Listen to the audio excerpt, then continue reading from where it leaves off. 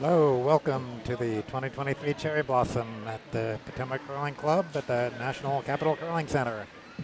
I'm your webcast operator, Ken Clark. Where's my picture? There it is.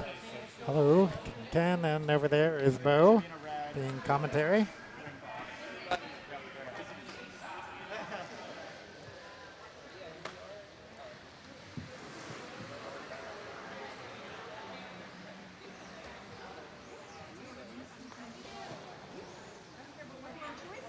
Oh, sorry, I'm not hearing you, Bo.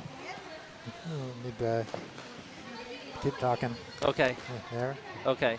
All right. So, quick rundown of the teams. I will repeat all this and give more detail a little bit later, right after I hit start the timer, because someone is in the hack and ready to roll. Start the timer. Okay. They have, and the reason I'm starting the timer is because these games are 8 ends or 2 hours. When you hit the 2-hour mark, whatever end you're on, you finish, and that is it. Games can end in a tie in pool play. This is obviously draw one. This is the first game of pool play. Quick rundown of who's playing whom. On sheet A, last-minute entry from Potomac Curling Club. They are red. They are skipped by Janice Barber. I'll give the full lineups a little later. They're playing Sweepwalkers from Diamond State. 2 of their members are also Potomac members. Sheet B, Band of Johnsons, the ever-confusing 3 Johnsons. They're not all related. They are from Butts/Potomac. They are playing Parent Trap, so named because the mother and father of Andy and Scott Dunnam, who you may have seen in the national championships, they are playing here. That's, again, our featured game.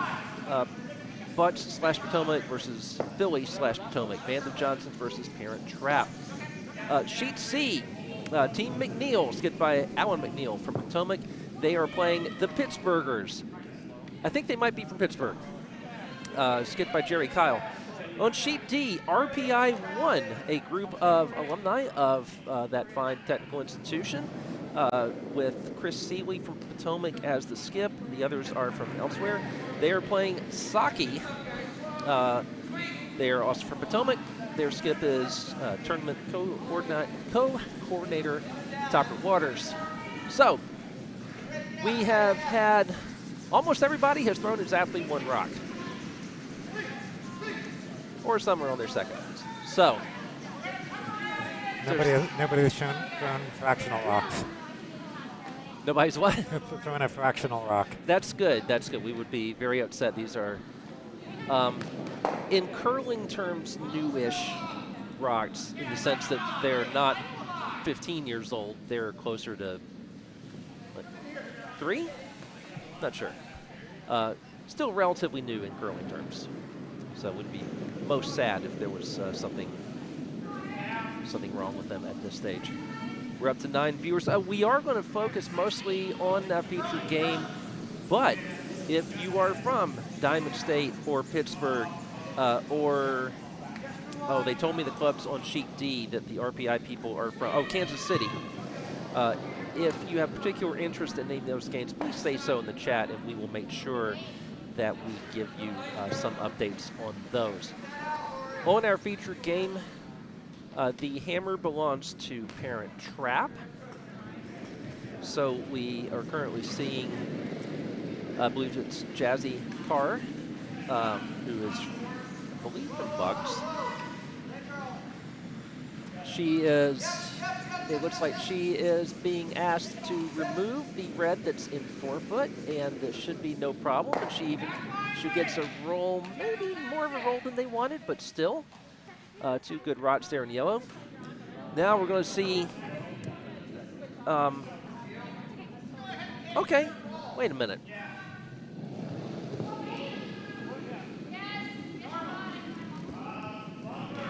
All right, the team order is a little confusing to me because we are, that obviously was not Jasi Kaur. Not sure who that was. Anyway, Cody Johnson from Potomac is playing second.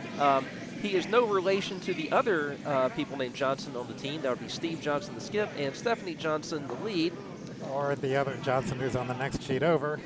Or the other Johnson on that sheet over, who is also Steve Johnson, or Steven Johnson. If you are a fan of people named Steven Johnson, you will enjoy sheets B and C right now. Steven Johnson actually telling me, and Steven and Lora on that sheet are in their first full year of curling. They started in the spring, coming out and coming to our Saturday program that I helped run, and going to all our beginner stuff, and then they've taken to it very quickly. And so they are playing with two people who are most definitely not in their first year of curling. That would be Alan MacNeill as your skip and Dan Kennedy as your vice.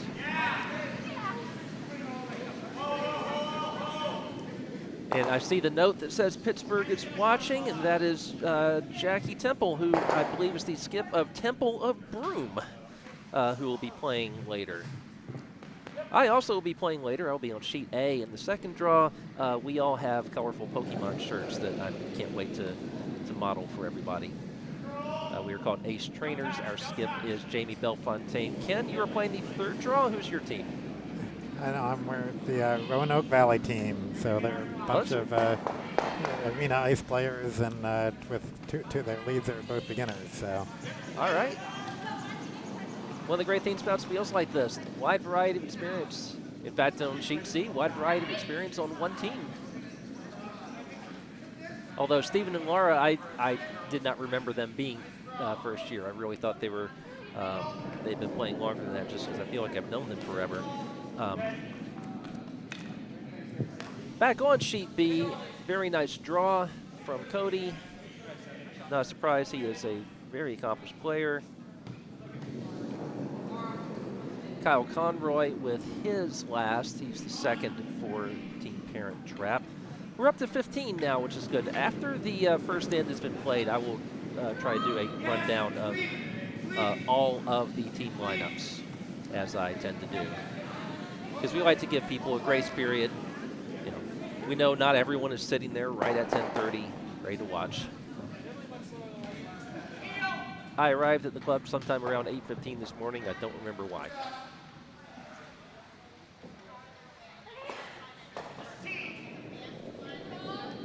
So, at last, the Jasi Kaur, who I misidentified earlier. My apologies if I'm mispronouncing her last name. I should know that. She's been in spiels here before. It's like she is trying to maybe freeze to the yellow that is in the back, which would leave Band of Johnsons lying 2. Jasi is the only person not named Johnson on this team. They should have named it Jasi and Johnsons. Don't you think? All right. So Jasi got to that yellow a hair heavier than they wanted, and so they red is line 2, but they are exposed, and the call from Mike Dunnam appears to be to have Erik Sheets, who is from Philadelphia and Butts County, as are most of them. We'll get to that in a second. Erik Sheets coming down, and if he can lodge this right onto the red, that would be pretty nice.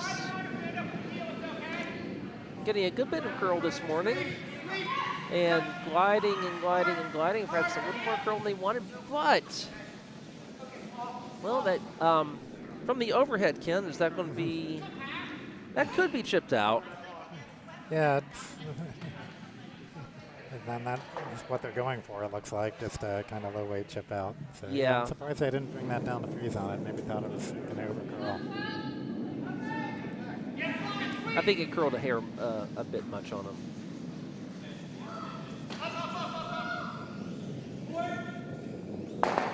Oh, a double guard removal on sheet C.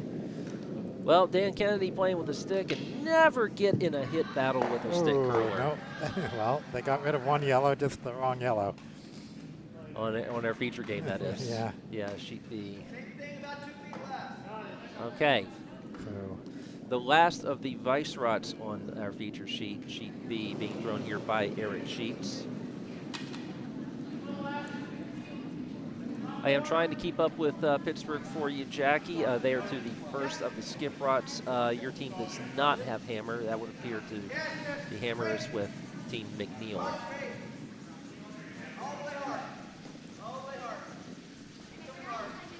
They're really working this one on our feature sheet. It's turned into a guard. I'm not sure. I don't think that's what they called, but I don't know if it's not really that effective either, because it should be pretty easy to draw around that. It's hard to get that yellow one out.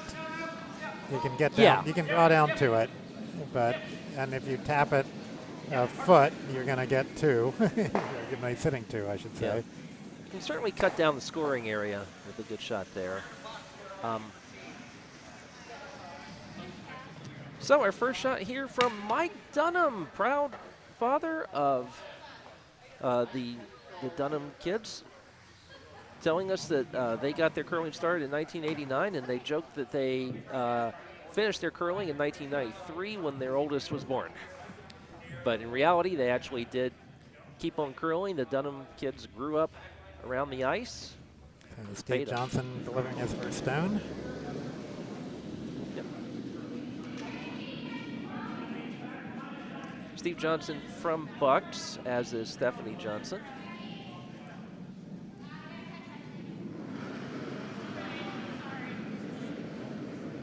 Well, will this get the same late curl that we saw some other rods doing? And it appears so. And it's not an inch short of where they wanted to be, but it's still. And it, yeah, a little bit too heavy, so leaving exposed, but. Yeah, one was a tough shot. I mean, I wouldn't say that they wanted it a little bit heavy. It wasn't heavier than they wanted. If they would have gotten a little bit more to the yellow, it would have been fine. Right. So, question is, can Parent Trap get the red out without jamming on the yellow? Yeah, Mike Dunnam now going for that shot. See, Jackie trying to keep you up on sheet B. Alan MacNeill, the skip for Potomac, is throwing his first rock. I don't have a good overhead. Oh, no, I can see that overhead. There's a Pittsburgh rock on the 4-foot that is probably shot, and Al MacNeill just removed the guard. And we can take a closer look at the house there in a minute as soon as this rock's delivered. Oh, I see. Sheet C is on the 2 windows to the right of where Ken has the cameras right now. On sheet B, feature game, Mike Dunnam. This one looks kind of hot. It should take out that red. Question is, will it have backing? Okay. So it leaves yellow sitting 2. Does. One right on the button. Yeah. And only about 1/8 of it is buried. So the question is, can he double out the yellows? Probably. I don't see any reason why not. Yeah, doubles out the yellows. That'll be sitting for a bundle. All right. Jackie, Skip, Gerry, Kyle was throwing his last. Again, they do not have hammer. They have, good view of the house there, but you can see the one that's in the 4-foot. There are not really any guards that complicate things that you don't see on that screen. Sweepers working it now. They're off of it, and it's coming in. Ooh. Oh, unfortunate. It comes past. So Team MacNeill with a possible hit for 3. We'll see how that goes. All right, back to our feature game. Go see a nice rock go bonk from Steve Johnson. So they are lying 2 or 1 on sheet B. Oh, is that the sheet B overhead I'm looking at over here? Yeah, so it's okay, 1. Yes, one Brandon red at the moment, yeah. Yes. So 1 red. I don't think there's really a double there on sheet B. I think this is probably a hit for 1.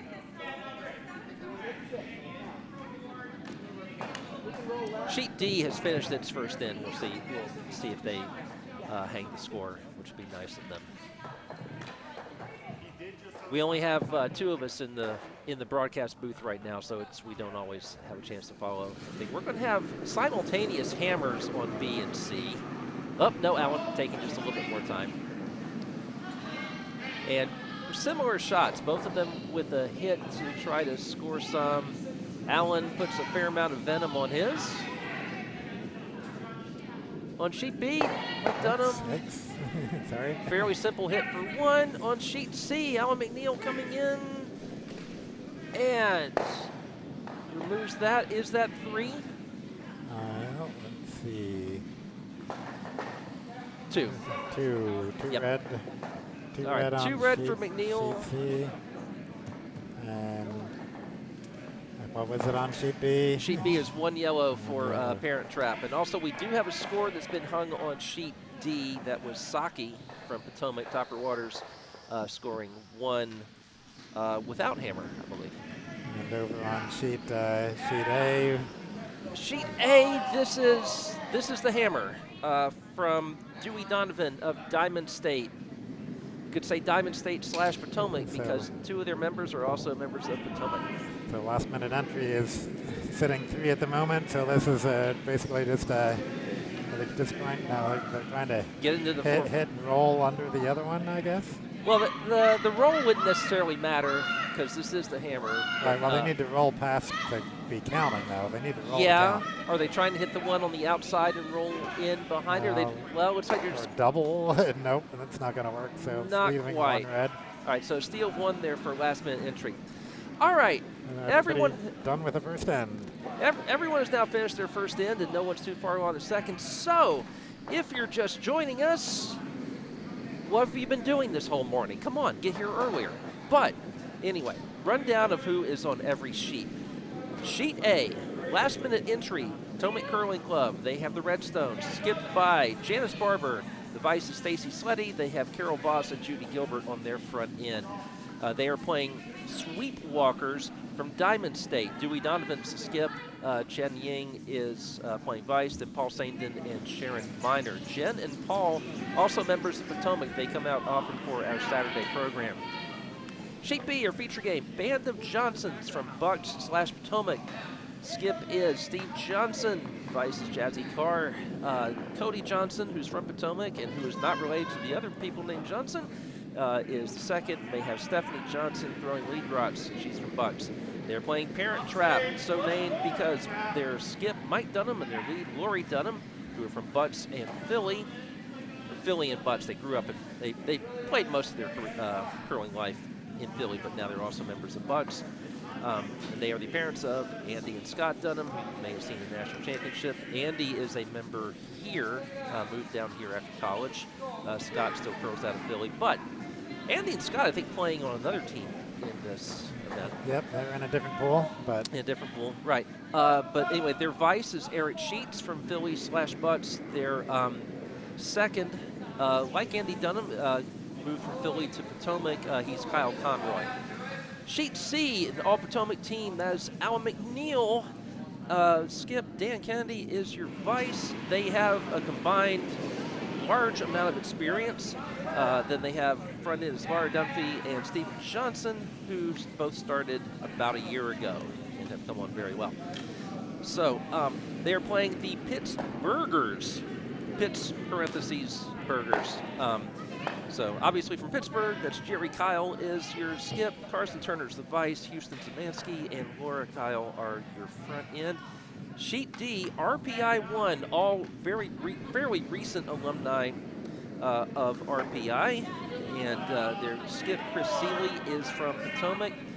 Their middle order, Kirsten Katz and Jeremy Katz, are from Kansas City. Matt Hancock was from Philly. I'm not sure what his club is right now. They're playing the all-Potomac team, Saki. That's Topper Waters, Randy Waters, Matty Glow, and James Darlson. Pentalon says, so many friends of mine playing on different teams right now. Don't want to implicitly root against everyone. Root for great shots by everyone. Excellent. John Hale says the score is wrong on sheet B. Parent Trap got 2 out of that. Huh. Well, the overhead camera sometimes fools us a little bit, and I think it fooled all of us Here. No, I think we knew it. I just think we just wasn't weren't looking at it at the moment. So yeah. Right. So now we're a good ways. We're into the second end. This is the third rock from Bandit Johnson's. Cody Johnson is throwing it here. The action is in the house right now. There is one yellow guard for parent trap. That's going to be bonked here and peeled out by Cody Johnson. He gets it all the way out. So there was a yellow guard. Now there's a red guard. Mike Dunnam seeing if they can get in and get a rock pasted right to that yellow one.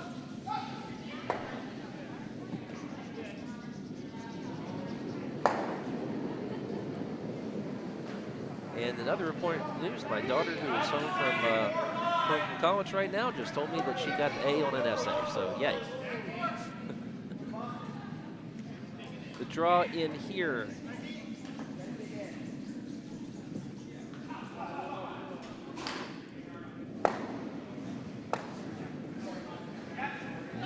So leaves yellow sitting 3. Yeah. I'm not entirely sure who is. Not entirely sure who's throwing second for parent trap. Now that I It's Kyle Conroy. should be Kyle Conroy. Yeah, at the same time. Okay. Cody Johnson with his second. It's like this surely needs to curl to do anything that they're looking for. They're past their own guard quite easily. And it's going to nestle into the back of the 4-foot.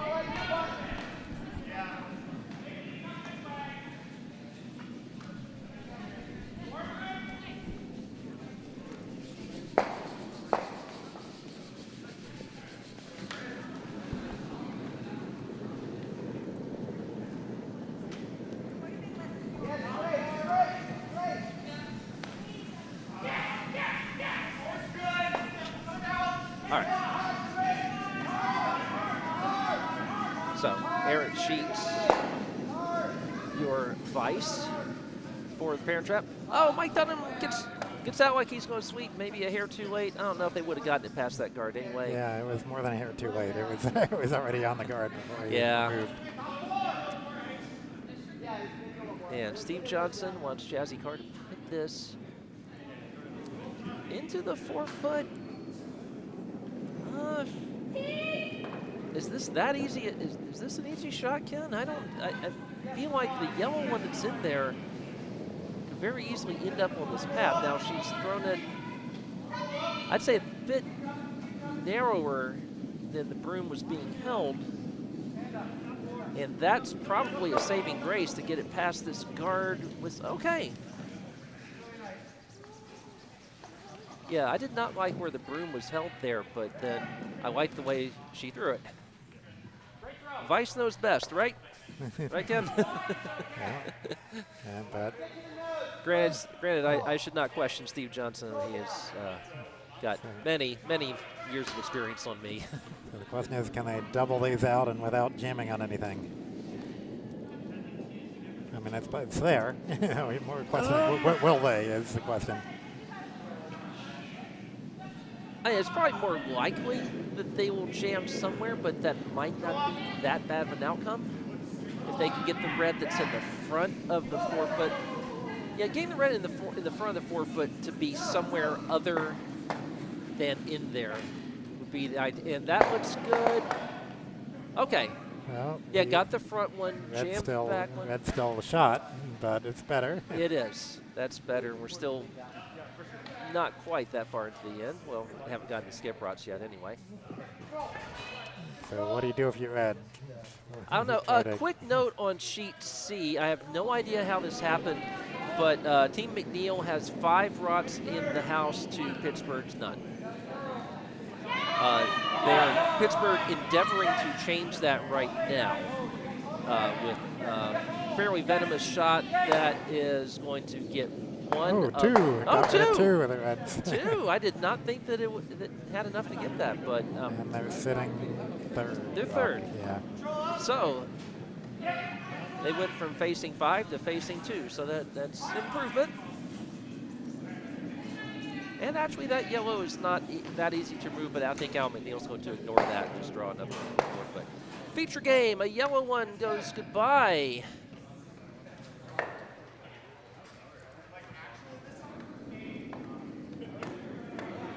So Mike Dunnam will start lining up his first shot, I believe. 2, 4, 5, 6, yep.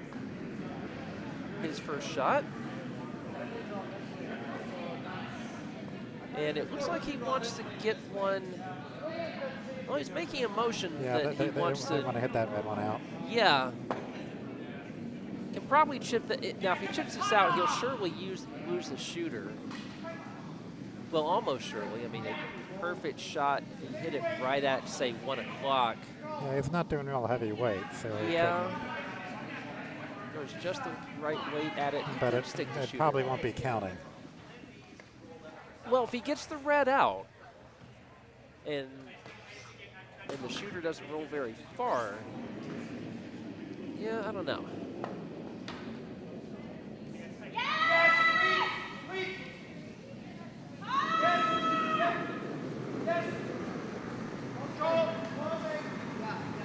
Not entirely sure where that hard was coming from, that loud one.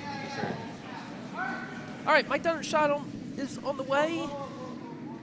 And it's going to catch just a little inside. It's going to jam a bit, which leaves them with 2 for the moment. I don't think that's a bad outcome. Do you, Ken? Well, there's something to draw down to now, so. They do. I guess. Not necessarily the easiest draw, though, because I mean, that yellow in the 12-foot just, with the amount of curl we're getting, it just doesn't look like that easy a shot. Man, it looks so hard to me. Sheet B, or sheet C, pretty good takeout there from Gerry Kyle. So now instead of 4 reds, now it's 2 reds and 2 yellows, with yellow counting twice. So big change in the last few rocks on sheet C. Yeah. The yellow is shot right now, I believe? Yeah, 2. Well, no, just one. Just one. Yeah. Okay, sorry. So, and then counting. Allen is throwing his last. Does not have hammer, of course. They scored 2 in the first. Sheet B, we have a shot coming down now from Steve Johnson. Jackie Temple says, "You've got this, Gerry." I'm sorry I'm not going to be able to yell that out at him, because we are, again, relatively skimpy crew right now. Sheet B, I don't know what happened with this rock. Does that? Yeah, it looks like reverse handle. And maybe it picked something. I don't know. I wasn't watching that closely. Yeah. We did have a nice big scrape this morning, so the ice should be in relatively pristine shape. So, parent trap trying to draw for 3. And draw to sit 3. Yeah. With the gavel, as we call the second to last rock. The gavel, I like that. What's the thing that the gavel hits? Because it seems like that should be what you call it. That is the gavel. The hammer hits the gavel. Oh, and so in judicial terms, the hammer, so the hammer is not the gavel. I never knew that. So you learned something on our podcast. Alan MacNeill's shot has sailed through, by the way, on sheet C. I think that was, that was his last. So Gerry Kyle has a chance to draw for 2 here. There is a guard there in the way. All right, having to hop back to sheet B right now because Mike Dunnam's shot is coming in. Looks like pretty good. Just misses their guard. Just lands right next to their other one. That seems like a pretty good shot. Yeah, it makes it impossible to get more than 1 here. So basically, draw for 1 or hit for 1, either way. A tap, at least. Yeah. He'll have to tap that yellow that's touching the butt. Just a hair. Sheet C, we do indeed have Hammer coming up now from Gerry Kyle. Sheet D has finished the second end. I apologize to fans of Persealy and Topper Waters, everybody. We're just not really in position to see much. So on sheet C, I guess they probably want to do a heavy draw and bump that red one back a foot to sit 3. To get the red that's in the 8 foot, you mean? Yeah. Yeah. I'm looking at it from an odd angle. Simultaneous hammers again, as Mike Dunnam has just launched his. Gerry Kyle, wait, no, this seems to be drifting a little bit on them. On sheet B, I think, yeah, it looks like Steve Johnson did exactly what he needed to do, got that little tap and scored 1. Sheet C. 2 yellow. 2 yellow, okay.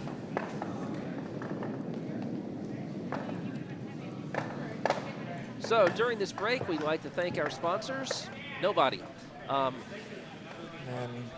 over on sheet A is our last remaining yes. sheet. Well, Second end. it's the gavel, as you say. It's the gavel coming from Janice Barber. Remember, they did steal 1 in the first. They are facing 2. Yeah, 2 yellow. 1 full 8, 1 about half lane the 8. There are no guards out front. So Janice, I would think this shot here would be to getting rid of that yellow that's shot would seem to be first priority. Because I don't think you can. The other option would be to try to draw past it and just bury it, but I think it would be too easy to raise that yellow. In any case, this is coming up way, way short. So that's going to be a draw for 3 for Dewey Donovan from Diamond State, unless I'm looking at it quite wrong. But to quote the Eagles, I could be wrong, but I'm not.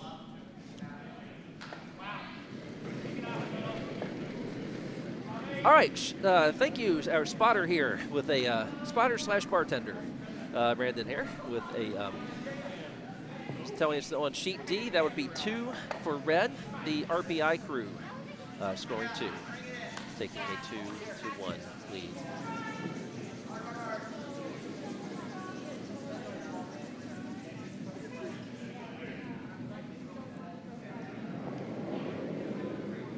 Sheet B, they worked pretty hard to get that lead rock into the house. I don't know. I'm not sure it would have done that, Ken. What do you think? It depends on who you're playing. So. Yeah, I mean, at the level that I've played, of course, I'm about to play at a fairly high level, I think. Well, I don't know my opponents in this one, but anyway, I've had people ask me to throw it out, draw out to the side, because the thought being that it's sometimes people sort of freak out trying to throw that takeout off to the wing. But I would think that could be relatively easily hit. But then again, it's not going to outcount anything. So, at least not yet. Although, they're going to draw. Oh, okay, it's not really lined up for the double anyway. From the overhead view, it looks like it was maybe lined up for a double, but looking straight down the ice as I can look straight down the center line. That is not there. So this would be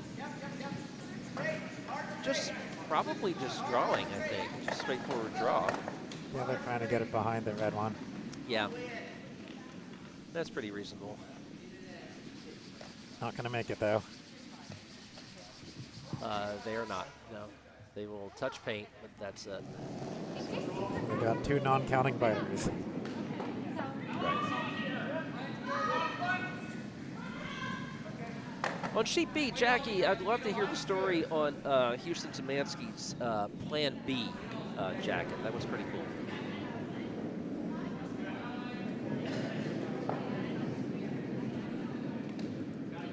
I am also trying to keep more of an eye on sheet D. What I can tell you there is Kirsten Katz has the kind of form that I really envy, but her shot is one just wide. But the form was amazing. If you tune in to our second draw, be sure not to look at sheet A because you will see me, and my form is not amazing.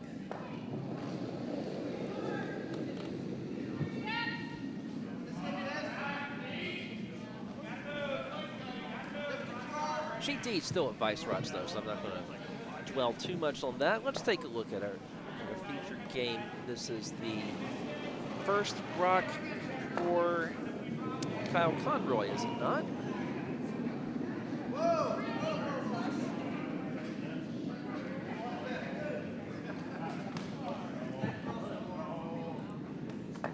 Ian Andrews says that's our 5U team in Pittsburgh. I'll be there with a matching jacket shortly. Okay. Nice to meet you in advance, Ian. I will say that my team's shirts look really, really cool, and Bill Engman is already modeling for us. I will have mine once Jamie gets here to open his locker.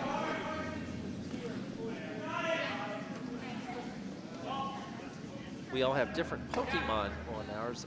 Mine is Gliscor. Which one is yours, Bill? Avalugg. I have no idea what that is. I watched a little bit of Pokemon with my kids, but I'm not an expert, but Gliscor is pretty cool. Did Andrea choose Squirtle? Andrea chose Squirtle, and Jamie, you know? Piplup. Piplup is what Jamie chose. So, I should know all of this because they are my teammates after all. Sheet B, an accurate draw, but maybe not the best one for the situation.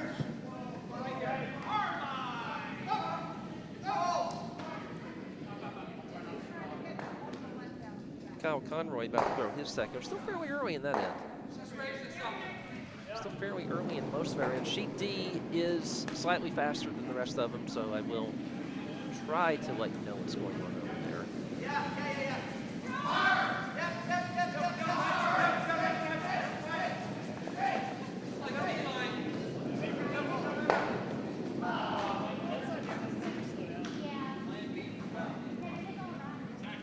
On sheet B, one of those great things where a lot of rods go in motion.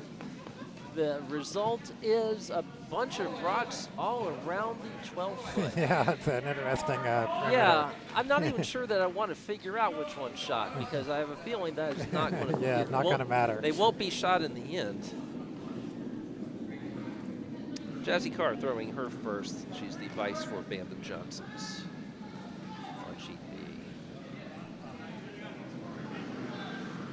Sheet D is on vice rods, by the way, so Chris Seeley throwing his first. They scored 2 in the second, so they do not have hammer. What are the shots before the gavel, Ken? What's the first skip rock called? The first skip rock? Okay, the first skip rock, a very nice descriptive name. Chris Seeley with his first skip rock takes out the yellow that's in the house. His does not quite roll out. That may be the only rock in the house, I believe. That was in the back 12. Back to the featured game where Erik Sheets is throwing his first for Parent Trap. There is actually one in the house right now that is not in the 12-foot. That is in the 8-foot. But will it be in the 8-foot much longer? Probably not.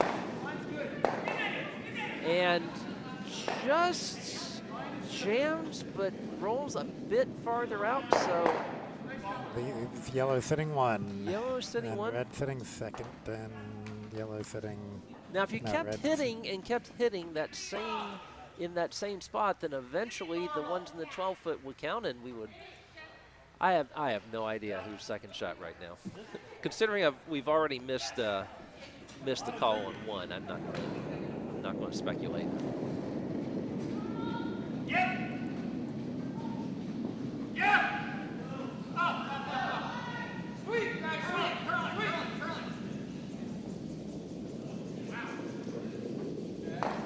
On sheet B, well, now now whichever one's closest in the 12-foot is shot.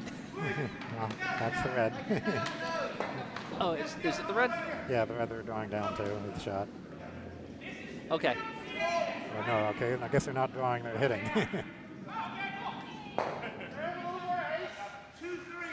Yeah, with that broom they are.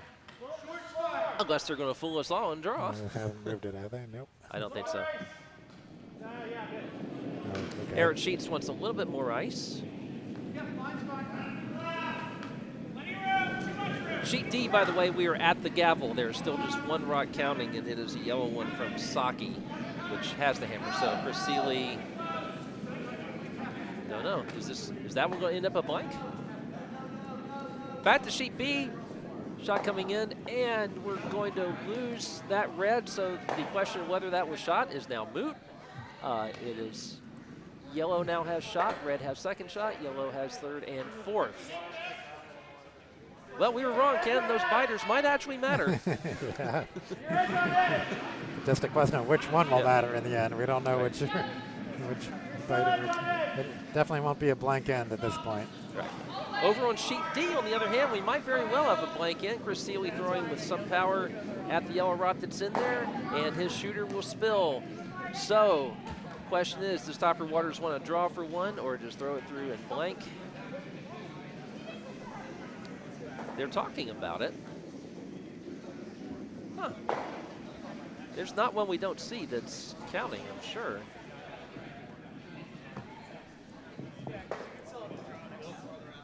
Sheet C is on the first of these.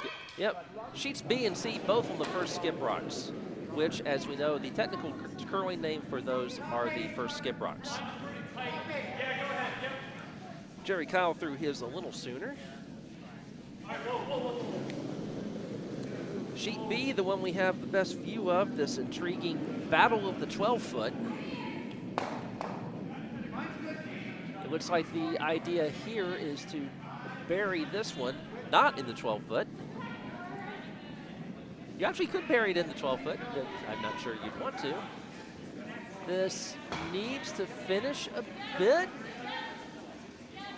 They're really working it, and they get it about half buried. Yeah, not enough. Not enough. That's kind of a sitting duck on the 4-foot.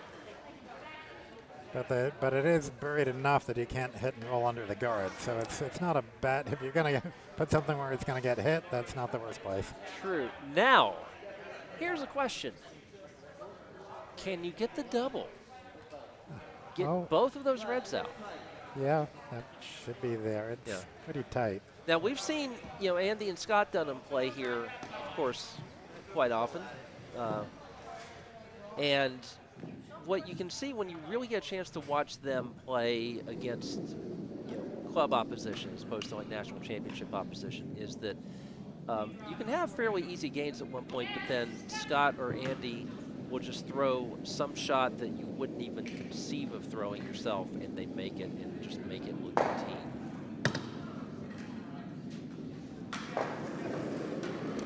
Mike Dunnam, the lefty, his first shot.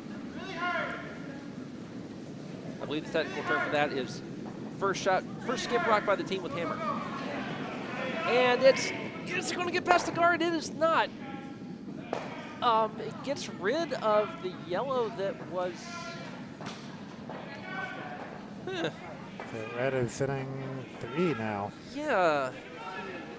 Probably not the outcome Mike Dunnam really wanted. I mean, the 4-foot's open now, at least for now. Is Steve Johnson going to try to guard that? Over on sheet D, it looked like it was a draw for 1 yellow. Oh, so Topper decided to take his 1. Okay. And they very nicely hang the score. It is 2-2 after 3 ends. As opposed to here on sheet B, where they still have the score. Right. There's some people who just insist, oh, your vice has to hang the score. Well, then in even-numbered ends, or odd-numbered ends, yeah, sometimes the vice is not there to hang the score. When you're webcasting, we would appreciate if other people would hang the score. Anyway, the shot is coming. We have gavels on B and C simultaneously. Come on, guys, quit doing this to us. On sheet B, that looks like a guard. On sheet C, it looks like Gerry Kyle wants to make at least one rock go goodbye and then roll. It rolls too much. They are still shot on, okay, on sheet B, a good guard from Band of Johnson's. In fact, actually not even really a guard, a scoring guard, you might say.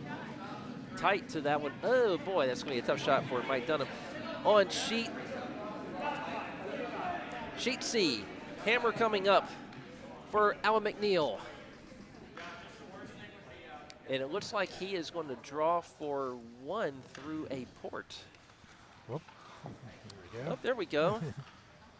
Yeah, you can see on the situation on sheet C, a draw through that port. Sheet A still on early vice rots, so not much concern there for us right now. Hammer on the way from Alan MacNeill on sheet C. Calling for the sweep now. I think he's going to get through that port. The question's going to be, what about the weight? Yeah, it's coming. I think it's coming. Okay, get off of it now, and very nicely done, Mr. MacNeill. All right, sheet B, hammer coming. Mike Dunnam throwing to get both of them, perhaps? Is that possible? Yeah, but he only got one. So that's going to be a steal of one for Band of Johnsons. Anything interesting on A or D, or should we? Well, sheet D is still very early in the fifth. One thing we can tell you, we may have mentioned, there's a 2-hour. Sheet A, still 3 rocks left. Okay. Right. On sheet, there's these games are 8 ends or 2 hours. The pace they're going right now, time will not be a factor. We have 1:13 left here, and sheet A will surely have finished. Sheet A will have finished its 4th end within 5 minutes, probably 3 minutes. A little more if they decide to deliberate a bit, but still well ahead of pace.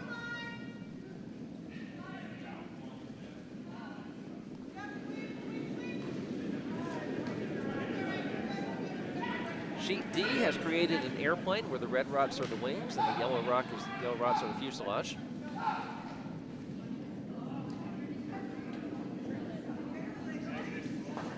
I think you will have Alan MacNeill on commentary for the second draw, by the way. Alan always does a great job with these, prepares a bit, and has a wealth of experience to draw from.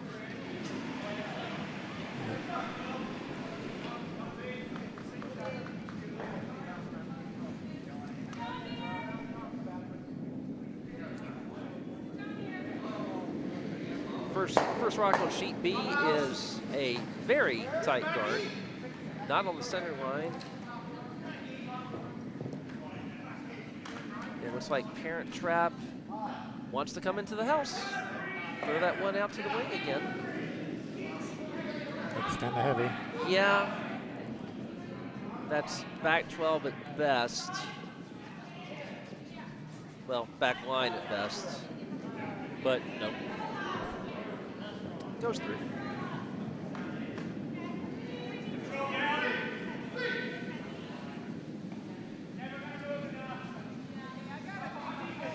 So a quick reminder of teams for anyone who has just joined in. Sheet A is last minute entry from Potomac, skipped by Janice Barber, playing Sweep Walkers from Diamond State. They also have some Potomac membership within that group, skipped by Dewey Donovan. Sheet B, Band of Johnsons from Bucks/Potomac. Steve Johnson is the skip, playing Parent Trap from mostly Philadelphia, but also members. The Philly people are also members of Bucks, and they have one from Potomac, skipped by Mike Dunnam. Sheet C, an all-Potomac team skipped by Alan MacNeill. They are Team MacNeill. They are playing the Pitts Burghers. They are from Pittsburgh, skipped by Gerry Kyle. Sheet D, RPI 1, some alumni of RPI. The skip from Potomac is Chris Seeley. Others are from Kansas City and Philly. They are playing another all-Potomac team, Saki, skipped by Tucker Waters. There are a lot of Potomac teams playing right now, but that doesn't mean that we are all Potomac in this. When you see the later draws, you will see plenty of teams that are not Potomac. I believe our farthest traveled teams, there is one from Silicon Valley, so that's pretty far. And then there's a team from Kilmarnock Curling Club, and I was thinking at first Scotland, but I believe there's a Kilmarnock Curling Club in Canada. Their name is Canada Geese. So I would have to guess that they are from Canada. I have not looked up to see where that club is. If you know anything about Kilmarnock Curling Club, and specifically the people who are representing them here, please say so in the chat.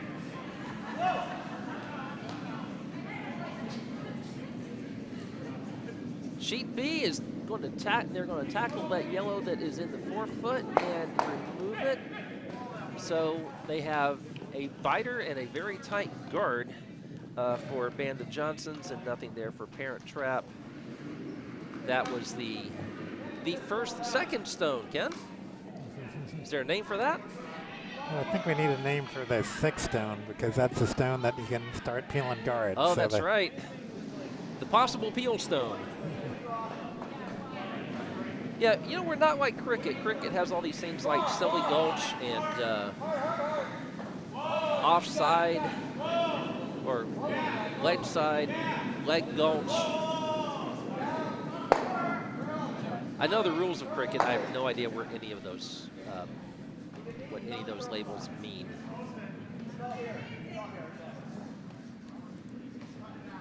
So the attempt here from Parent Trap appears to be to draw behind the red center line guard. They're not going to bury it. They're going to move it back beyond the forefoot. Yeah, because they don't want to leave the hit and roll to get buried.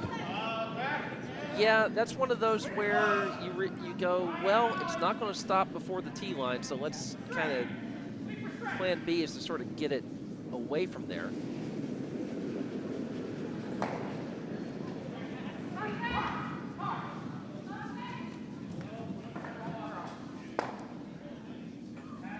Sheet C just had a nice hit and roll from Lora Dunphy, swept very, very hard by Stephen Johnson.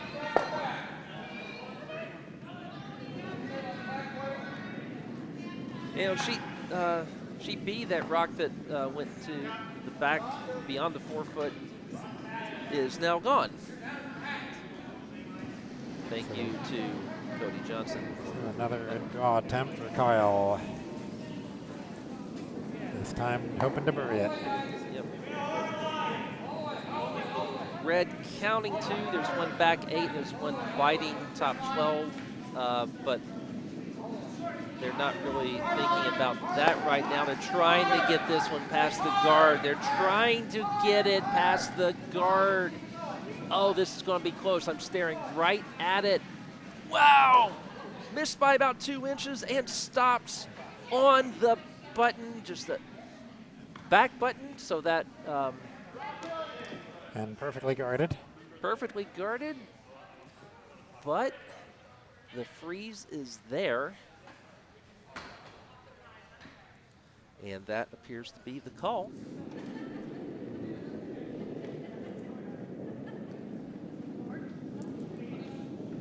For Jasi Kaur throwing the first vice rock.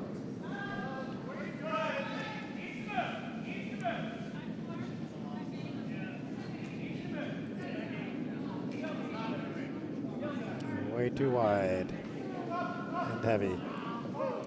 Yeah, so it's going to freeze, but not to the rock they wanted to freeze to, and not completely frozen anyway. So, Parent Trap may be in business here with the hammer, having given up a steal in the last end.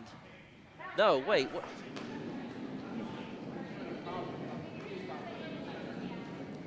I'm sorry, they're in 4.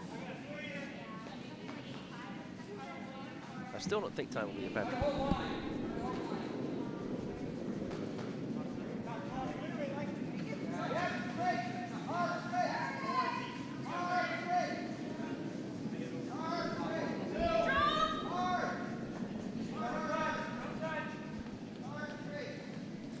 Quick update on sheet D. I'll tell you that it is, just like the last end, fairly open. 2 rods in play, both in the house. and they're on skip rocks, but neither the gavel nor the hammer.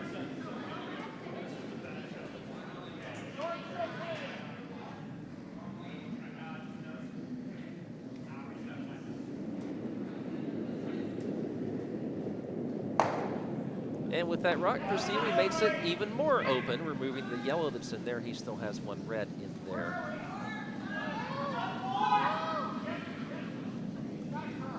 On sheet C, Pittsburgh has the steel curtain of yellow. Two of them have just gone away. Thank you to Dan Kennedy. Again, never get a hitting battle with stick curlers. They can really bring the heat. Okay, so red drew. It was a nice draw, but not nice enough. Yeah, sheet B. Close, not quite helping there. Mike Dunnam looking down the ice at Erik Sheets to see if they could potentially lie two here. Is there a way they can lie two out of this? I think this is on the guard. I am pretty sure this is on the guard. I am nearly positive this is on the guard. This is not on the guard.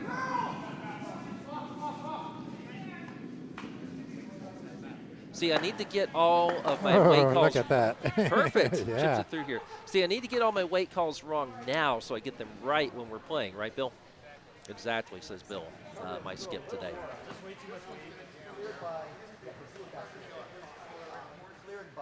Not much, so you had room. They're looking at the double. On sheet B? Yep. But yeah, if you hit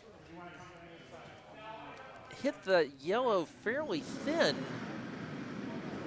it's hard to not jam on something, but yeah. but at least you'd be better off. Right, you'd have to hit that yellow pretty thin to not jam. Oh, this is the hammer on D, I believe, and we're going to see, oh, it looks like maybe a blank attempt or maybe not. Either way, that's going to be one for RPI, having knocked out the one rock that was in there and leaving theirs in there. So one for red, they have finished the fourth end. They are farthest along. And most likely to finish their fourth end, or yeah, to finish their fourth end before the, well, they have finished their fourth end before the 1 hour mark. Our sheets B and C might finish their fourth end before the 1 hour mark. Sheet A probably won't, but still probably will be fast enough to beat the time limit.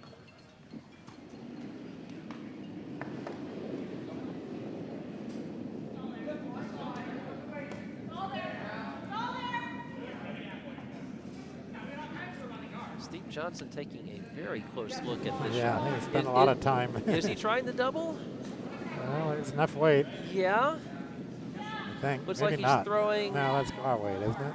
I don't know. Always hard to tell in this perspective. Okay.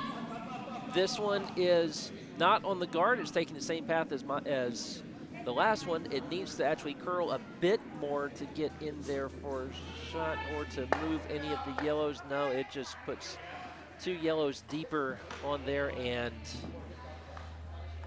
Parent Trap really in business here. Sheet C, Gerry Kyle throwing his first. Looks like the idea is just to come down the middle and get, well, not literally come down the middle. This is curling, not straightening. Oh, is this going to be a double? Well. a sort of double. I don't think, but is red still shot? Well, let's take a look. Let's yellow. I would say yellow shot. Yeah. So, all right. Oh, Team MacNeill will try to improve upon that situation. Mike Dunnam has decided his shot.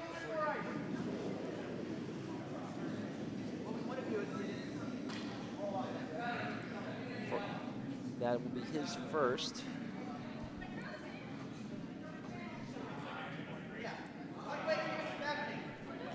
Yeah, sheet B, I would expect a little bit of a slowdown here because there are just so many rods in play. Seeing the sign for bumper weight, it appears. Either that or he was just sort of scratching his hip.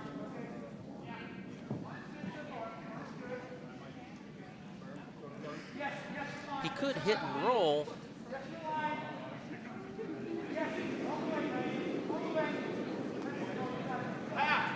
Not sure there's a significant advantage to hitting and rolling over drawing, but whatever you're comfortable with. This is most definitely past the guard. It looks like it will get to the inside of that red, and will it get a roll? Yes! Oh, perfect. My goodness, Parent Trap in very good shape here. 3 rocks on the forefoot and 1 rock left for Steve Johnson to do something. He's looking at a raise. Yeah, that's the call to make. That's the only call they can score with. Yeah, that is the only shot where they could get shot. Sheet C, it looks like, did we have a flash? There's a nice little pocket of yellows to catch that red. So. Yeah. Did Sheet C just flash? I wasn't looking. Right. I believe we are on the hammer on C. Yep. Which will be thrown by Gerry Kyle. He can certainly hit that red and get 3. If he leaves his shooter. So this needs to be kind of a precise weight. Steve Johnson again taking a lot of time in the hack here. Didn't help him last time. Right. I mean, this is a makeable shot for someone of his caliber. We've just hit the 1 hour mark, by the way, so. Here comes the hammer on Sheet C. Yep. Sheet C now ahead of Sheet B, because Sheet B is throwing the gavel. We can tell you Sheet C, Gerry Kyle's shot needs to curl a bit. It is not, so that flashes. I believe that's going to be 1 yellow, though. Oh, Sheet B, the angle raise, angles and rolls maybe a bit too much. Yellow is, yellow Parent Trap, definitely line 2. They're taking a long look to see if it's 3. Boy, if Mike Dunnam could follow that path. I'd call that 2 yellow. But I'm not think sure. You're probably right. It's really hard to tell. Yeah. Yeah, I don't know. I'll go back and forth. Every time I look at it, I change my mind. Right. Now I'm thinking 3 yellow. If he could come down and just nudge that red one and leave his shooter, he could score 4. Is that shot there? Yeah, I think it is. Because you don't, like you said, you just have to move it. I don't think there's any harm in trying. No, I don't think there is. Yeah, if he rests on the guard, it'll be soft enough that it won't matter. If he curls it in and doesn't make enough contact with the red, then he could still get 3, and if he hits this perfectly, he gets 4.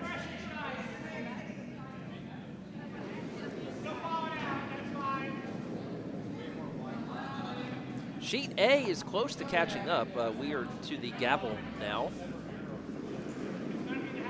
Last minute entry. Janice Barber about to throw her last, facing 2, and I think trying to draw in. All right, here is, oh, did Mike Dunnam just throw this away? I think he just threw it away. I don't think he would be intentionally that wide. So now we measure. I presume they'll be measuring because I can't tell. I'm sure they can't tell. Yeah, if they're looking at it this long.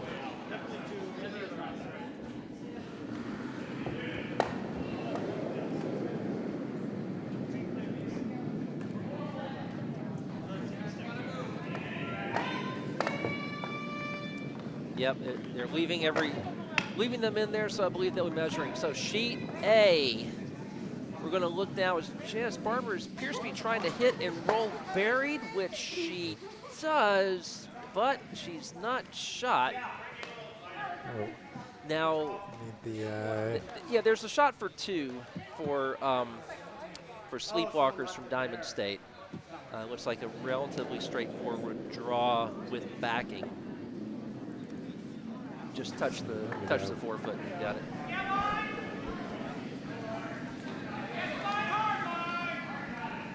We're joined now by some guy who keeps trash talking Jamie. All right. And I will be curling next to him. So, oh yeah, sort of an ideal opportunity to trip him at some point so that Jamie wins the nut. Probably against the spirit of curling.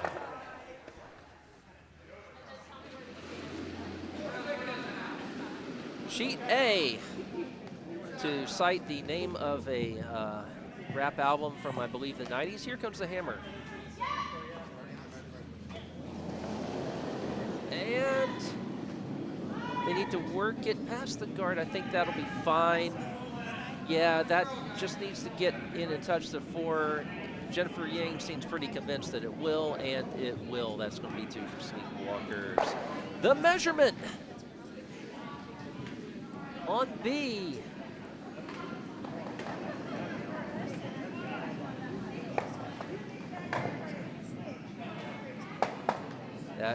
That would be the yellow, apparently. so 3 yellow then. 3 yellow. Be back right after this.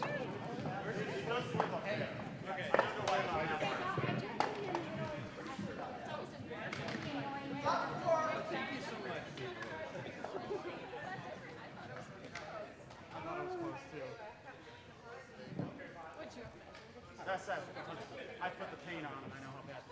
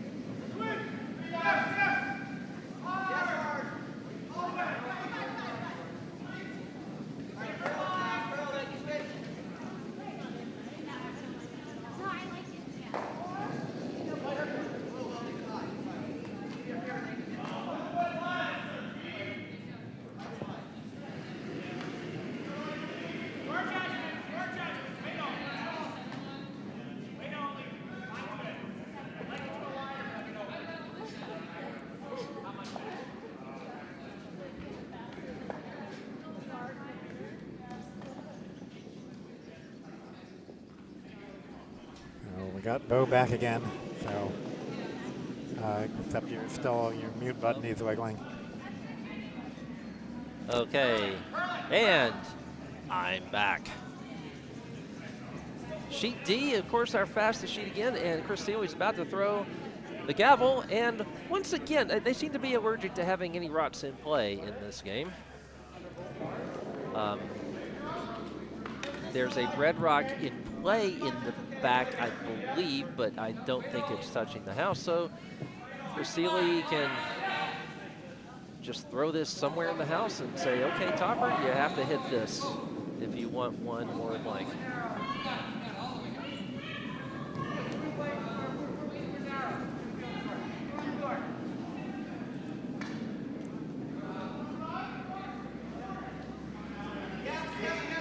Vasily instead, I believe, has opted for the high percentage throw through the house, which he has successfully done. So he, once again, leaves the choice for Topper. Do you want a blank or do you want one? Well, Trap managed to unintentionally guard their shot rock. Which sheet? B? It should be, yeah. Okay. Yeah, they bumped their center guard over to guard their shot rock. Okay. We are not yet to, oh no, we are. This is the 6th rock, which we are thinking of naming the possible peel rock, right?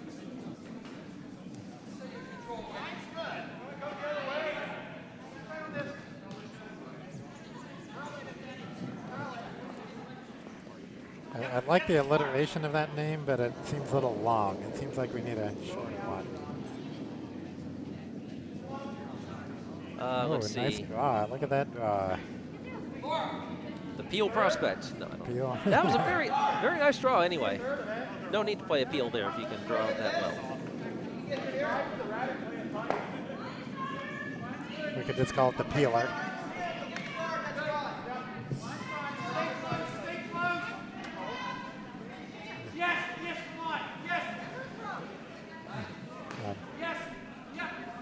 Nick Dallow says that not every rock needs a name. Spoil sport. Actually, you know, they all have handles. You know, they all have donor handles, so we could actually refer to them by. We could always just refer to them by the names on the handles. I did not see what just happened on D, but they did not immediately walk back down here. Did they hang a score on the board? Can't tell because I'm standing in front of it.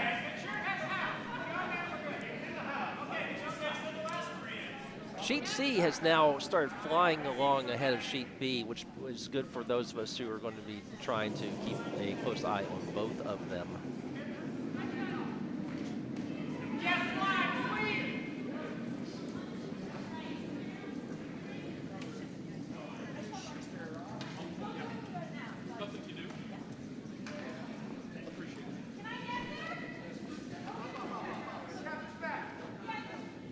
Sheet B is the call here to bump up that red a little bit, or a little bit of both. It's a good place to be. You yeah. got 2 rocks counting and one's well, not great, but there are a lot of pretty good outcomes there. Yeah, I mean, there would be a double, but they're not going for it, I don't think. You know, this opens the possibility. I think that Erik could hit and roll just to the inside.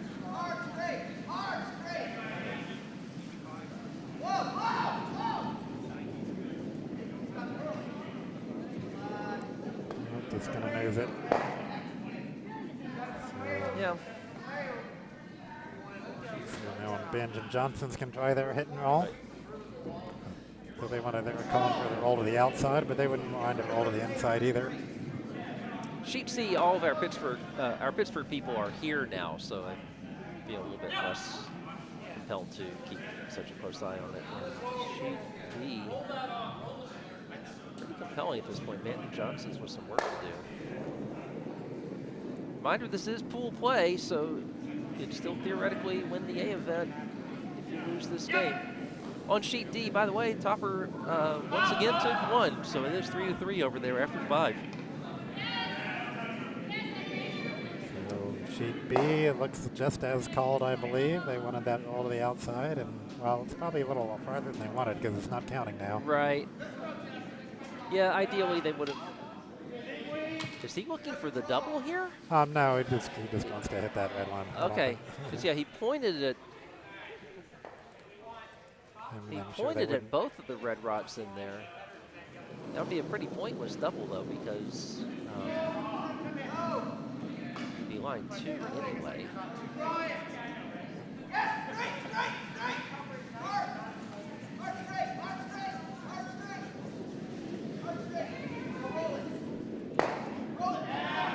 Oh, actually, they're going to they're going to threes on the yeah, red. wow, hitting threes. That's. I don't know how that's going to affect the outcome of this end in the long run, but it was pretty cool. Yeah.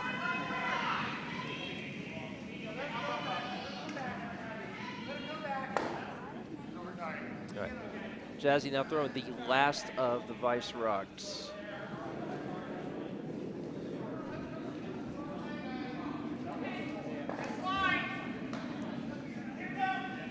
Is the call here just to draw behind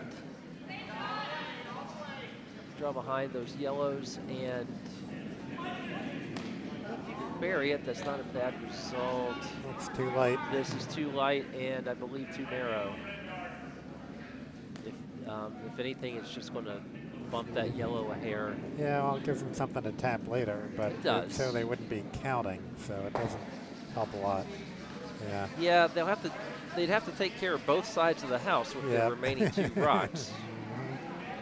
Well, sheet C, here comes the gavel from Gerry Kyle, Pittsburgh.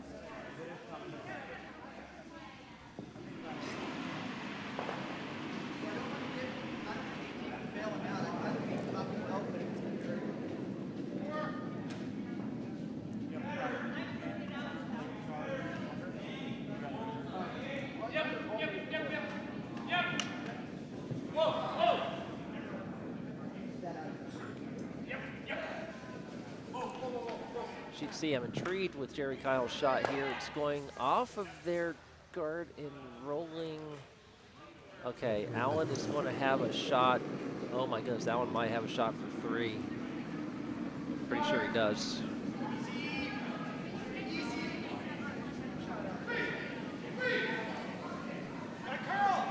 Back to the feature sheet. First skip rock is on the way from Mike Dunnam. Is this a bit wider than they wanted? Well, yeah, I think it probably is. Don't you think, Ken? Yeah, well, I mean, It's another rock that they have to deal with. Yeah, I mean, if they can hit and roll to recover. Yeah. To sit 1. But what makes it good is it keeps either of the other ones from getting hit, so because they got to deal with this one. I should mention, just to make sure we have all our affiliations mentioned, that Jasi is wearing a property of Plainfield Curling Club shirt. And behind me, people are eating, and I'm jealous. So we comment from Ian Reed. What's the name of the commentator that sounds like Norm Macdonald? I don't know Norm Macdonald. I think that's you, Ken. Oh, okay. Okay, because it is not me. I am Bo. And I am Ken. Okay, and Paul Luthi also being also trying to dampen our spirits here. Thanks, Paul.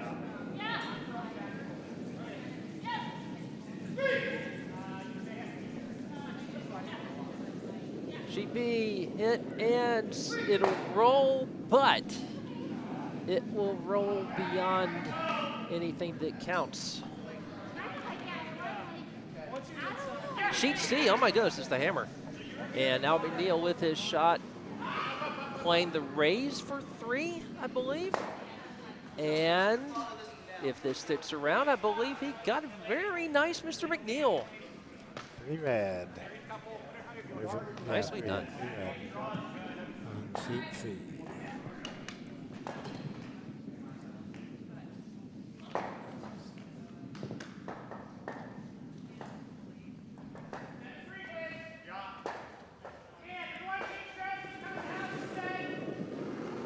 On sheet B, the gavel, or if you prefer, the last of the rocks before the hammer. The last rock by Mike Dunnam.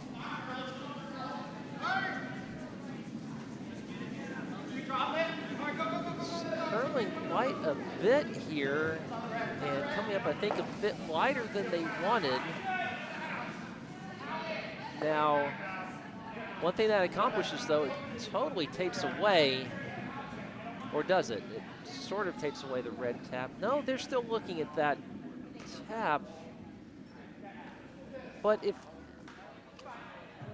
they get that tap, though, they're still not shot. Can we save that for the draw challenge? Can we save that for the draw challenge? Somebody yells. I'm not sure from which sheet.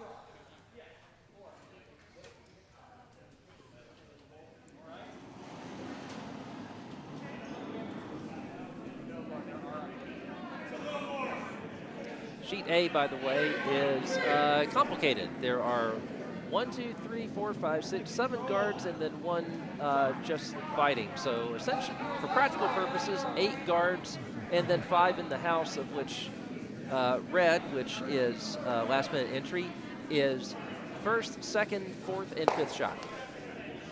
Did you catch all that? Well, I got the picture on there so they can see it. Oh, good, because Otherwise it's... Yep. Yeah, that would have taken me all day to describe. And I still wouldn't have been able to picture it, even with all that. On our feature sheet, it looks like they have opted against anything fancy for Bandit Johnsons, and they are just going to draw for their single.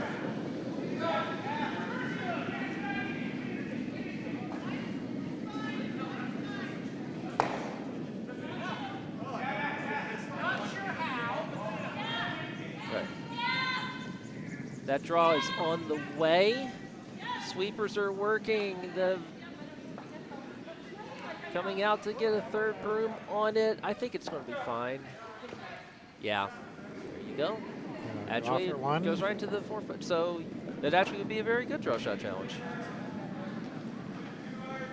So we update on all the scores. What's over on sheet A? Now they haven't finished on sheet the A, fifth end yet. No, we're about to have the last 2 skip runs there. That situation is no less complicated than it was the last time I looked at it. Sheet D actually relatively complicated for a change. Our timer has just gone past the 39-minute mark. Sheet A might be up against it in terms of getting in their 8th end. We'll have to see.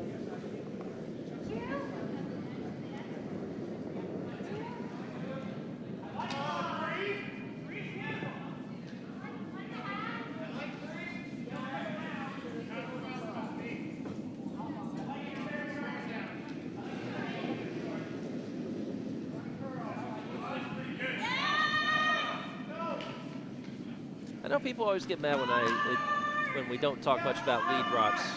And what we can say right now is pretty much what you can see.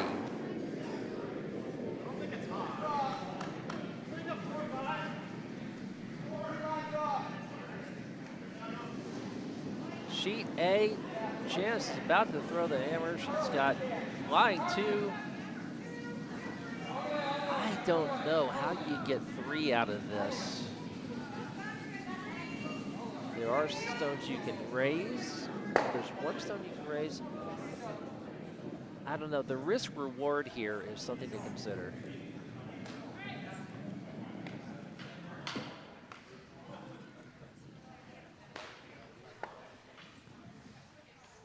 I believe Dave is saying draw to the outside and bring it in.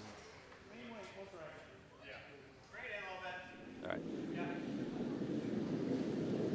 And sheet D, after having no rods in play for many of the last ends, now has 1, 2, 3, 4, 5, 6 guards and 5 in the house as Chris Seeley throws his first. Trying to navigate through all those. Kind of like one of those drills where the running back has to run through all of those fake arms. And Chris, very nicely, lots of second one onto the button.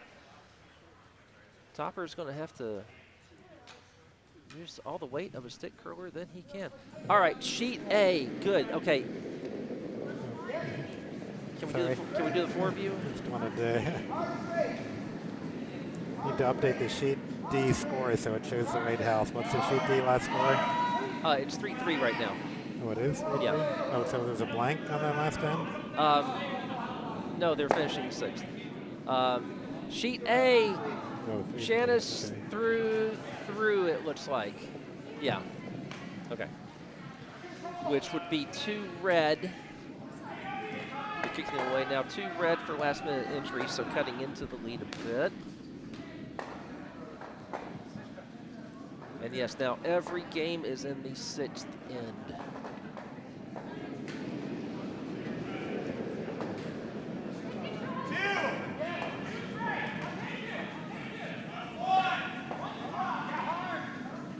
The fastest one still sheet D, but it's sheet C is catching up in part because things have gotten fairly complicated in the 6th end. Meanwhile, sheet C has a fairly uncomplicated end in Vice Rods, where you can see the rock coming in right now. That Team MacNeill is line 2.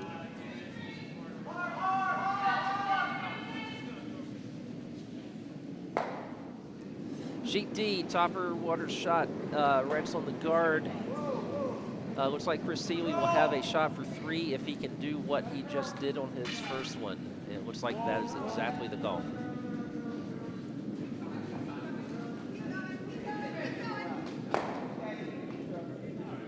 And sheet B now has an empty house. Sheet C has 1 and it belongs to Alan MacNeill.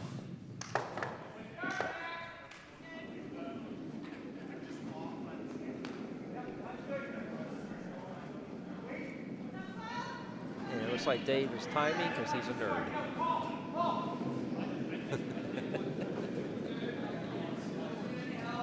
Of course, I shouldn't talk about nerds when our entire team is wearing Pokemon shirts.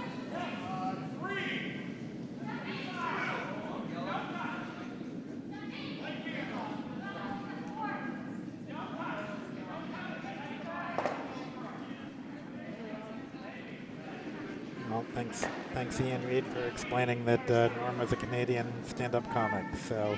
Oh, Ian, I am very well aware who Norm MacDonald is. Norm MacDonald, great stand-up, became Weekend Update host, was fired more or less because he kept criticizing O.J. Simpson, which to the chagrin of Don Ohlmeyer, who was a good friend of O.J.'s and a high-up executive at NBC at the time. Norm was pushed off the Weekend Update and then eventually pushed off of SNL as a whole. Then continued his great stand-up career and was last in the Orville playing a blob. Terrific comedian. So I've been told that I also look a lot like another comedian. Who's that? Somebody from, what's the big Chicago comedy club? Second City. Second City, yeah. Somebody from Second City from like the 1980s or 1990s, so I don't know. Doesn't really narrow it down. Not Martin Short, not Joe Flaherty. Of course, I'm thinking of people who are on the show, SCTV. Not Joe Flaherty, not John Candy, not Dave Thomas. What? I don't look like John Candy? No. Not Dave Thomas, not Rick Moranis. No, I don't look like a Rick Moranis. No. Nobody looks like Rick Moranis. I'll say this, I look a lot more like Rick Moranis than you do. Because I have the hair and the glasses. Yeah, you don't have the build, but you're right. I'm considerably tall. The face with the glasses is completely unlike him. I'm considerably taller and thicker.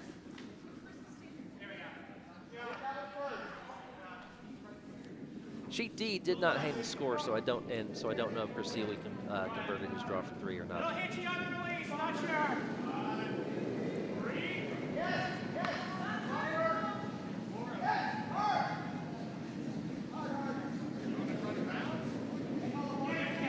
Sheet B considerably less cluttered than it has been in the past. They tried for a double there, didn't quite make it.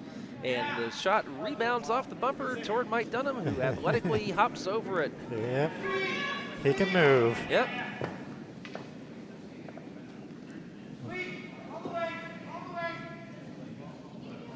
right, so Ian, I give up. Which Second City comedian does Ken look like? You probably didn't see enough of me on the top of the webcast. Right. And it might mean maybe that I don't look like him anymore. That this was the 20 years ago me that looked like him. I do hear the Norm Macdonald thing now, though. Yeah, Ken, can you say, and now the fake news? And now the fake news. Nah, I don't hear it anymore. I don't have the right intonation. You're not sarcastic enough. Pretty nice draw on sheet B for Band of Johnsons. Oh, Must have been thrown by Jasi. they have hung the score on sheet D. It was 2 red. 2. Okay, so Chris did get the third. That was not an easy. That was not an easy draw for him. Sheet C, a fairly nice raise attempt just up the middle for Gerry Kyle, but doesn't quite push that red far enough. In fact, red is still shot. Yellow is second and third. Sheet B, if you liked seeing a guard peel, I hope you enjoyed that. And put it back. Was it a yellow guard though? Okay. Yeah. So he has opened up the middle. Yeah, I mean, I guess the call could be to put it back. Of course, might put it back in scoring position. Yeah, I think they want a biter. Yeah. That doesn't look like much ice for this shot. Dave tells me that side is curling a little bit less. Okay. Yeah, I've noticed before that they haven't been giving a lot of room over there. Yeah. 'Cause, yeah, at least earlier in the game, it was curling considerably the other way, down the other path.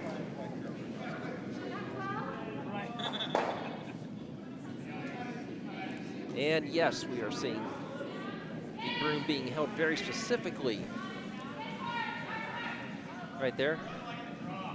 Lori Dunnam, incidentally, is in charge of the house. Oh, no, wait. I'm looking at the wrong team. So Ian Reed has a good suggestion for the 6 stone, is the banana. Oh, I like it. It works best if it's a yellow stone. Yes. If it's a red stone, do you call it an orange? Yeah, it doesn't work quite so well. No, I guess not. But it still works, it's just not as well. On sheet C, I can't tell if Al MacNeill was throwing this away or if he was trying to get that yellow out.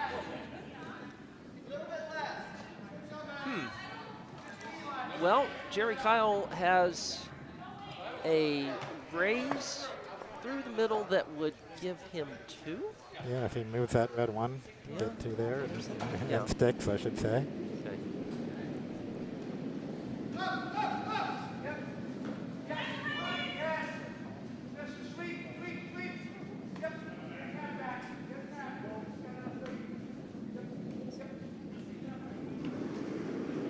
Sheet A still in vice rods, by the way.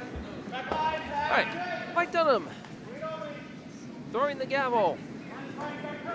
No, wait, throwing his first. Trying to come in and get a piece of that red. It's going to flash. Well, get the back red. Nope. Yep. That can help. Any red cut you down get the rid score, of is yeah. a red that can score. Yep. Oh, on sheet C, it looks like that raise did not happen as planned. It looks like it was one red, which would put Team MacNeill up 7-3. We'll verify that at some point. But they did point to a red stone. I'll go ahead and put that in there, but we'll double check later. Yeah.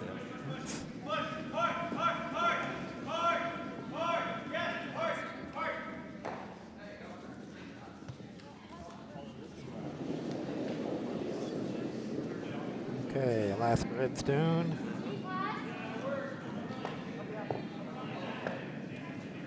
So is the call here to essentially freeze onto their own?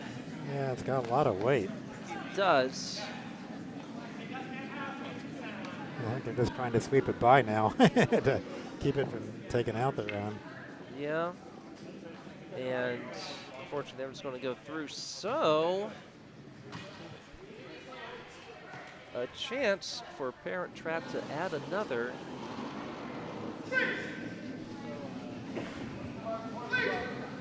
They did hang one red on sheet C, so confirming what we thought. There are 26 minutes left, so sheet C and D should have no problem getting to 8. Sheet B probably won't.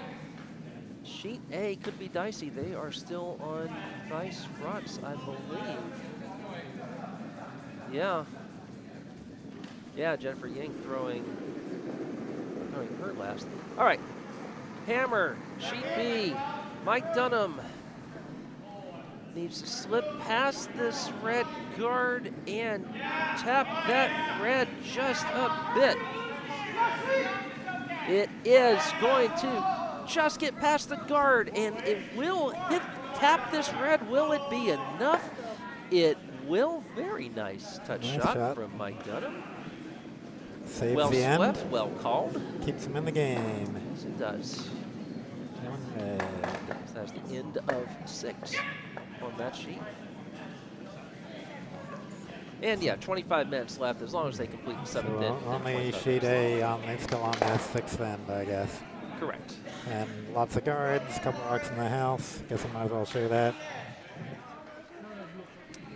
Yeah, Janice Barber about to throw her first. So what are there, four rocks left on sheet A? Yes. But, yep, so red, yellow sitting one at the moment with lots of guards.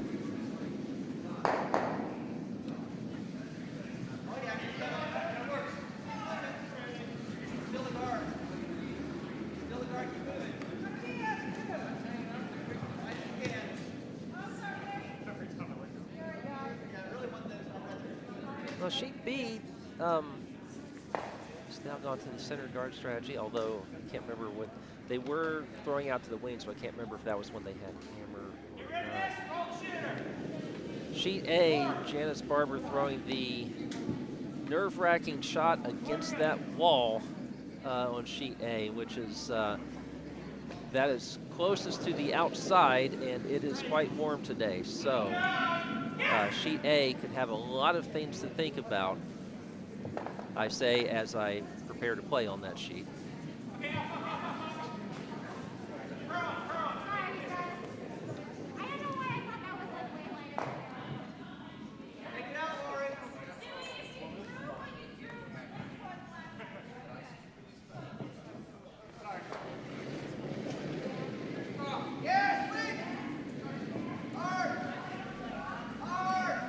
Future game, looks like the lead gets to throw a takeout. No lead is drawing behind center.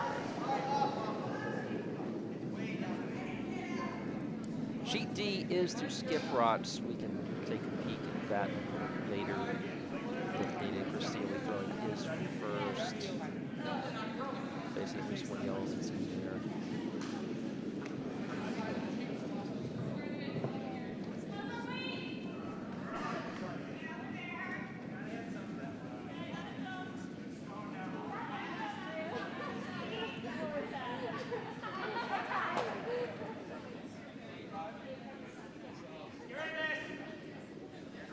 Sheet D, it looks like Dewey just, it's like Dewey Donovan just threw almost the same shot that Janice Barber just threw, but it freezes to the back red, which will only be an issue if he removes a red that's at the front of the 12 that is pretty well buried.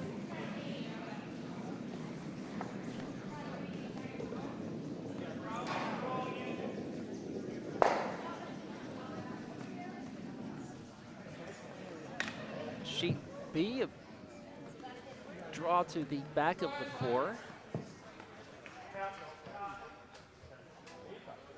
Leaving open a freeze possibility.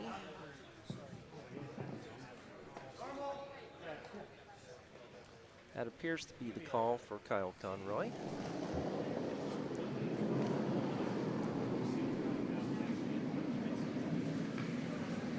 Someone has mentioned Carrot Top. Now, Ian asks, next week is our final week here in Hamilton, Scotland. When does your season end? April 15th, Ian, will be our last day on the ice here. That's fairly standard for us, mid-April. Our start date can vary a little bit, but generally late September-ish.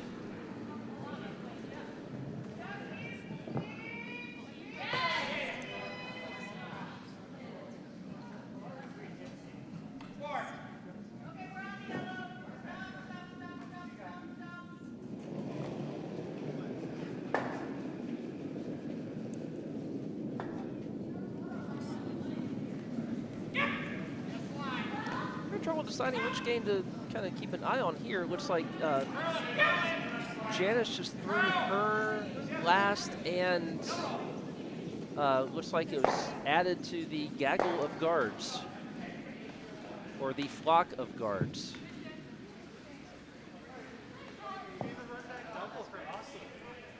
Not sure why my band isn't playing a Flock of Seagulls song. Anyway.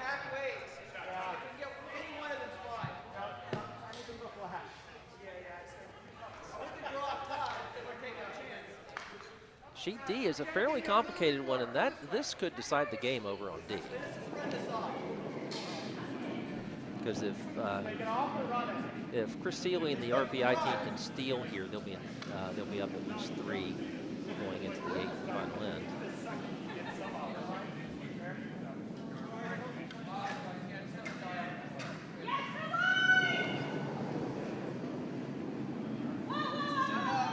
All right, the hammer on A. Dewey Donovan trying to draw for 2. That's going to be heavy. That is going to be 1 in the 6th. 4 for Sweepwalkers from Diamond State, yellow. Okay. So they are finally to the 7th end. If they can play the 7th end in 19 minutes, then they can play their 8th. Which means that we'll be here for a while, which is bad because I'm playing at 1.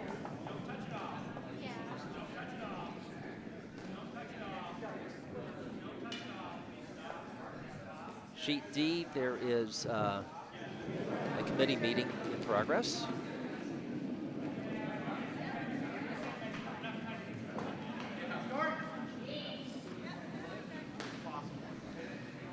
Sheet B right now by far our simplest end, and Band of Johnson's putting some rods into the house, trying to make up a 3-point deficit in the 7th.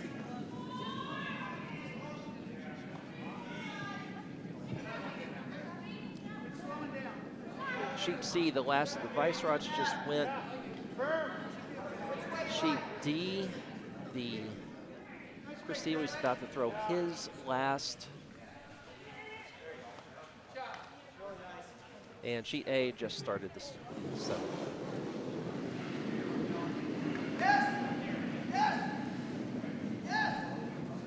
Sheet B, looks like Kyle Conroy is trying to move some granite, and boom, boom. All right, 2 out of 3. As Meatloaf saying, that's not bad.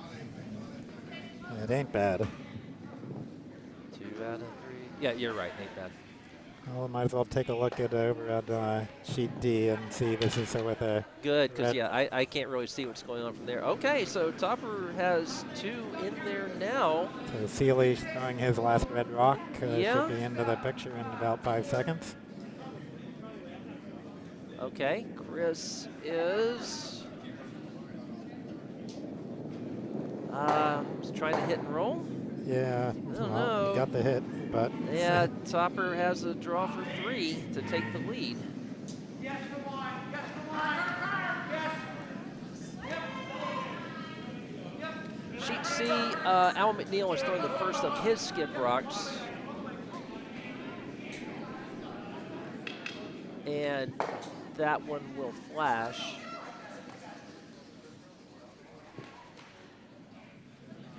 a flash on sheet B too. All right. Flash, not the savior of the universe. To quote Queen. I believe that was Queen doing the soundtrack hit from one of the original Flash Gordons. Mr. Kevin White, how are you today?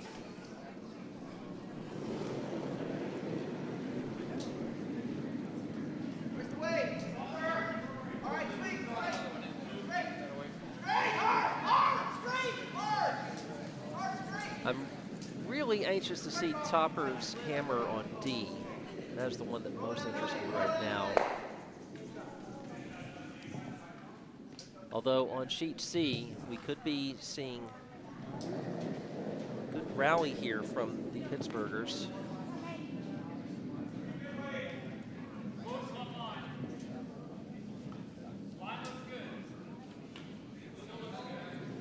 All right, Topper is lined up for his shot on D. This is the hammer. This is his chance to perhaps go up one.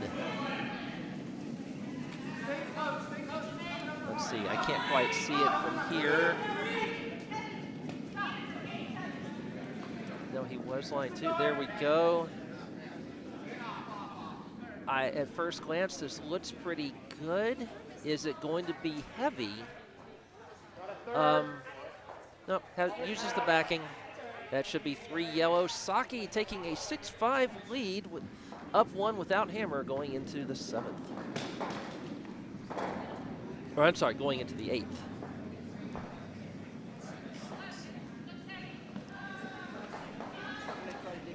Sheet C. An effective kind of scoring guard there for the Pittsburghers, although I don't think that is out counting the red that's at the side 12. It looks like the call for Al MacNeill is to draw into the 4 and very much complicate things.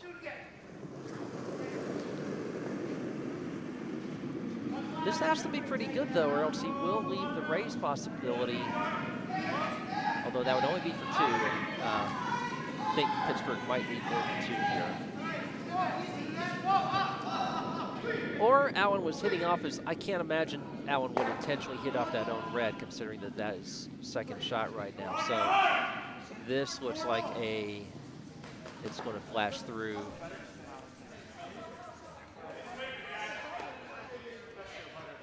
Okay, so from the view I'm seeing right now on sheet C, it looks like Pittsburgh is lying 1. They just need to touch the 8-foot. They're not lying 2, are they? I don't think so. I think the red that we're looking at in the back is second shot. Yeah, it feels second. I think second by half an inch. Yeah. Maybe a whole inch. So a draw for probably 2 here for Pittsburgh. On our feature game with a fairly wide open house, Steve Johnson, who has hammer in the 7th end, looks like he's going to go after that 1 yellow. I wonder if he wants to try to blank this end and keep the hammer for the 8th. What do you think, Ken? Well, it wouldn't be a bad strategy at this point because it's looking pretty empty. Yep. Looks like this is going to nose it, though. Of course, nose it, and it biting. is biting. Which is fine. He wouldn't mind 2 either. So either way, either a blank or a 2 will take. So. Yeah. I mean, a 1 would be just fine, too. Because yellow can't really hit this and stick. Or roll. They could head and roll in. There is a chance of that. But Sheet C, the hammer from Gerry Kyle. He is going to try to hit that red and roll it to the inside, which it looks like he does. Where is... Well, he got second shot out of that. So, certainly 2 yellow. We think that's going to be it, but we'll let the vices and perhaps a measuring stick decide. 2 yellow? You mean 1 yellow? What? Are you counting? Oh, right. Okay, 2 yellow. Yeah. Sorry. I guess they kicked everything, so I guess it's just 2 yellow. All right. On sheet B, Mike Dunnam will be perfectly happy with a blank or a force here, and he has taken care of the 1 red biter. So all that Steve Johnson can do is draw for 1 or try to blanket and pick up 3 in the 6th to tie. And for those just joining us, yes, we have ties in pool play.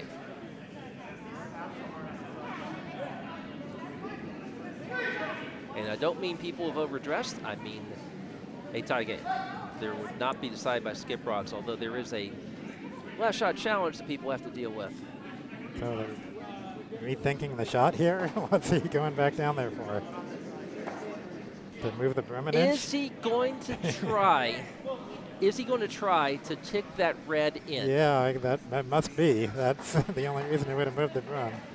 Huh. All right. Might as well, might as well try. Why not? Sure. I He mean, you're needs- down he 4. needs the rocks. No, you're down 3. If you get this, you're down 1 without, which is No. certainly not the end.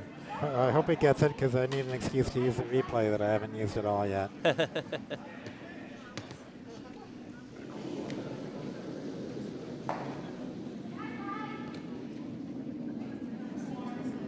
All right, that shot is on the way. Got your replay ready, Ken? It's going to be wide. Not gonna Yeah. do it. Yeah, it sure is. And it's going to be wide, then it's going to flash through. So it's going to be a blank, so they will need to pick up 3 to tie and 4 to win in the 8th. Speaking of the 8th, on sheet D, battle between our RPI alumni down 1 with hammer facing Saki from Potomac, skipped by the veteran Topper Waters, the co-coordinator of this spiel.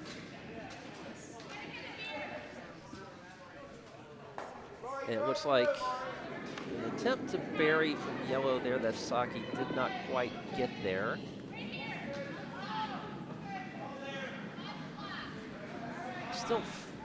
Still not on, might be on vice rocks there, but that's, yeah, they're, no, it's the last second, last rock of the second for on sheet D. On sheet B, you have a lead's favorite shot through the house. On sheet A, we have a Vice's least favorite shot through the house.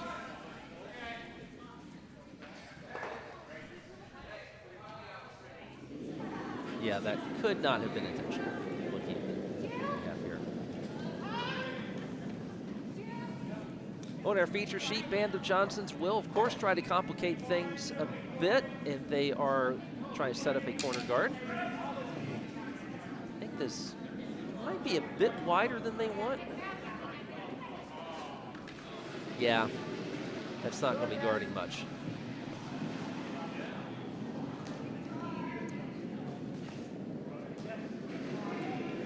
So pardon us while we do some sheet hopping here, as we have 3 games in the 8th end, and one of them very close, one of them, and 2 of them within possibility. In fact, actually, every team that's trailing has the hammer in this end, in this 8th end. We're down to 8 minutes on the clock, and again, you can finish the end you're on. So all the B, C, and D are all going to play 8 ends. Sheet A has 3 rots remaining and 8 minutes to throw them. That should not be a problem.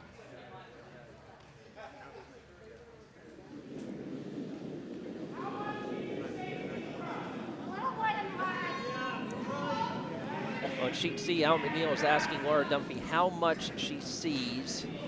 Can she hit 2 yellows up front? 2 yellows up front. And at least make one of them go.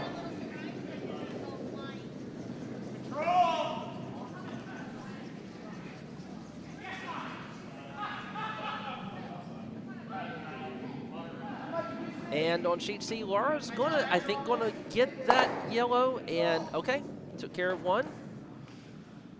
Which I think was all, I think it would have been very difficult to get to nose with any venom there and get both of them.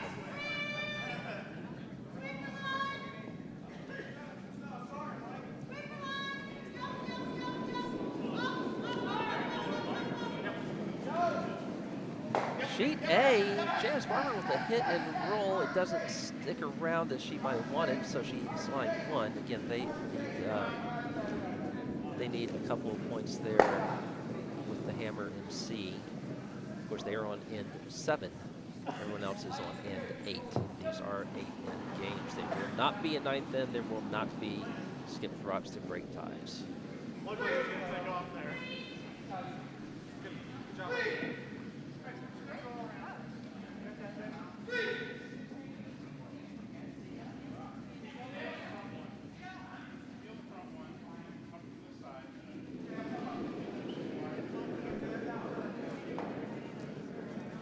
On sheet D, I can tell you that RPI, Chris Seeley's effort to score 1 and tie or score 2 and win Something with hammer. wonky happened here. It's like, I think it picked going out of his hand. Oh, on sheet B? Yeah. Yeah, sheet B. Oh, yeah, that. So Rocks do not normally go to the sideline Yeah, 2/3 of the way down the ice. As soon as you let go, it just took a right turn. or Unless left you turn, have a depending. beginner. Sheet A, I think we've got an intentional throw through from Dewey Donovan. Oh, no, we don't. It's curling in. I was guessing that from the angle. So sheet A, we're down to the hammer from Janice Barber.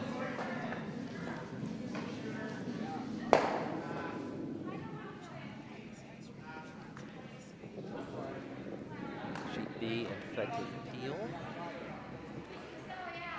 Well, they didn't want to leave the game center guard, but Yeah.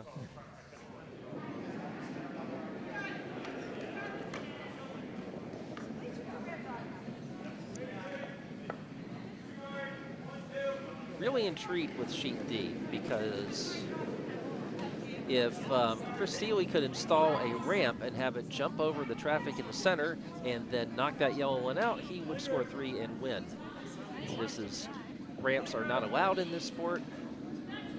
That rock is fairly well guarded, and I think Topper Waters is about to make it even more guarded. All right, sheet A, Janice Barber with the hammer in the 7th end. They are line 1. They are down 2. So drawing in to try to tie it heading into the 8th. And it's looking kind of light-ish, but it looks like it banked off of 2 yellows. And did she get second out of that? nah, that yellow on the back is Yeah. counting it. Oh, I don't think she did. I think she'll be down 1 Yep. heading into So the 1 red. Yeah. Sheet A. Sheet C, a flash for Dan Kennedy. We'll see how that sets things up. All right, sheet D.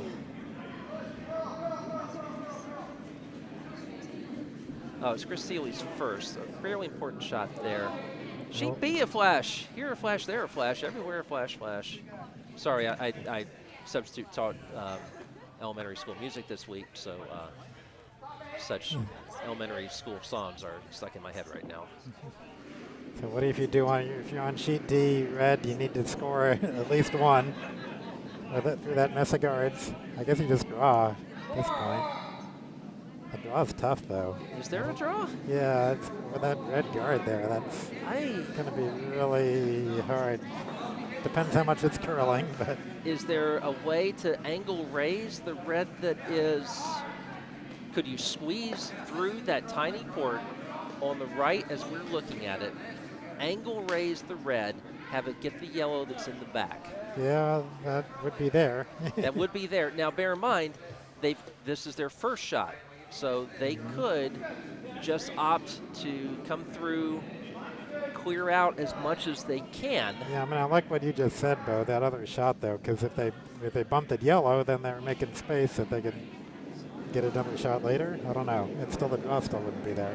Yeah, they're taking a good long look at it, of course. Well, guess we'll go back to our feature sheet while we're looking.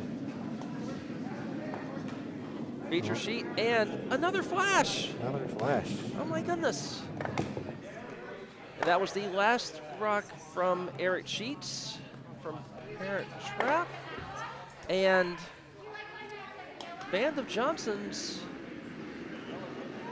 You're debating whether to try to get a hit in lie 3 or whether to draw and split things a good bit more. All right, sheet D, I think we have a decision on what to do. I can't wait to see what happens from this. From where she's throwing the broom, though, they are definitely not trying that angle raise that we were looking at. Guess we might as well go back to that view while we're waiting for sheet B to make up their mind. Is this a draw? Can he really get through this port and get past the yellow guard? Yeah, Okay, past the port. Needs to pass the guard. Nope. Nope. But it gives them something they could tap up. It maybe. does. It does. So they have a tap up on either side, so there is possibilities. Yeah. They can't. Yellow can't guard both. Boy, that's tough though. Not sure how they ended up in that situation, but that's far from ideal. On sheet C, by the way, our Pittsburgh crew down 2 with hammer is now lying 2. We're in skip rocks. All right, sheet B. It looks like Jasi may have talked Steve into this shot to take out the yellow and lie 3. I think we're going to see another flash. Well, not a flash, but Not technically a flash, not counting. but too far. Yeah. I guess she was trying to draw, not trying to get that yellow.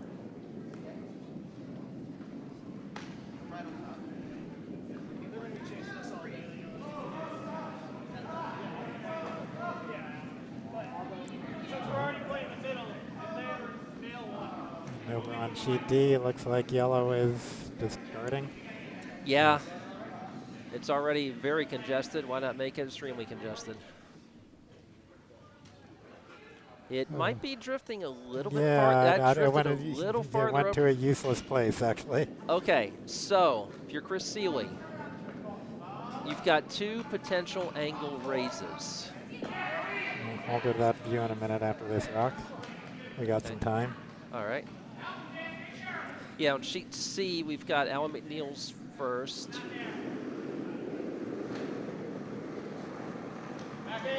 Yeah, Alan MacNeill's first. It looks like they were trying to draw to.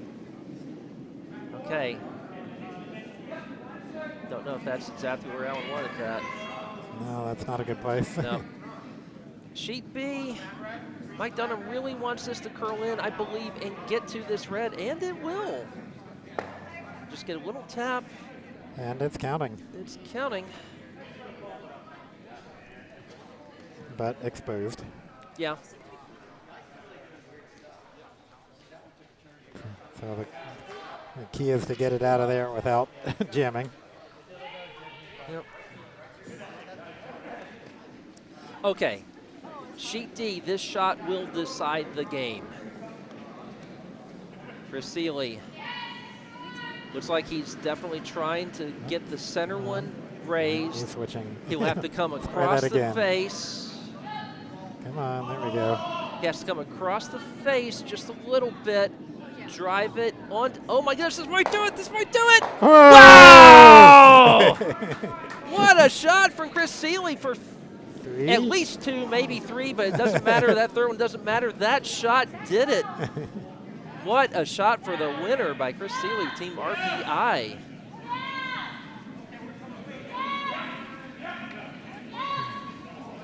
So we're watching on sheet B. This is, just a crash. Sheet B, yeah, off the guard. Should we do a replay on sheet D? Absolutely. Let's see. Okay, there we go. Replay on sheet D here. The hit for the win. Boom, boom. My goodness. Beauty.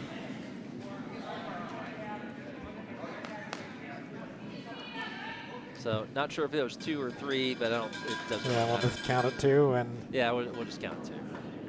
Unless someone tells us otherwise. declare RPI 1 to be the winners. What a shot. All right, our featured game. And again, Mike Dunnam just needs to avoid giving up 3 here. He's in pretty good shape to do that. So he can just play the scoreboard here. He can certainly give up 1. Looks like he just wants to shrink the scoring area just that much more. Just drawing in, maybe get a little finish in here, maybe even bump his own yellow in to.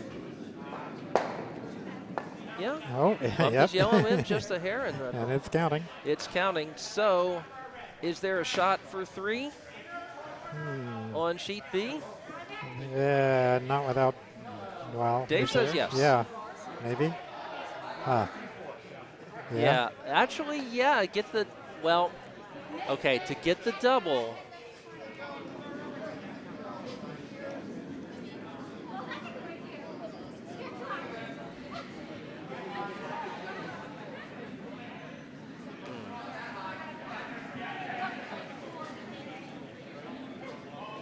Obviously, the big problem is you can't hit the inside of the yellow that's touching the button. So we got the hammer on sheet C here. Oh, man.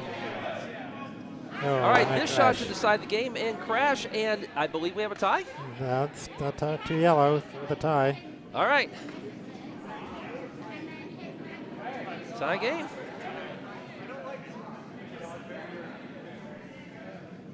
Oh, sheet D, I wonder what they're doing for a second. They actually, we do draw shot challenges after this, not to decide ties, but to serve as tiebreakers later in the spiel. Yeah, which means I have to throw a draw shot challenge. I'm not happy about that. So, of course, the only other time I've done that is at the beach spiel, and that was a challenge to do anything on that ice. Had a great time. Great people in Wilmington, where I used to live.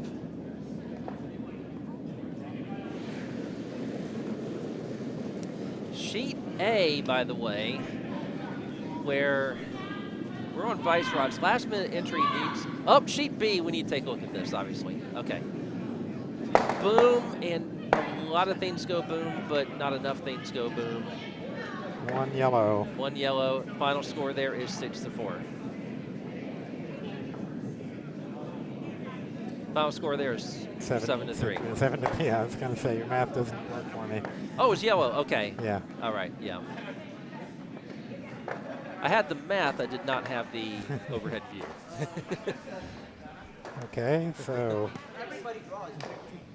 as you said, so they are doing skip rocks for the win here? No. Or do they just count this as a tie? This is, yeah, they count it as a tie. These rods are for tiebreakers. So we're going to what, sheet A now? Sheet A is our only sheet still in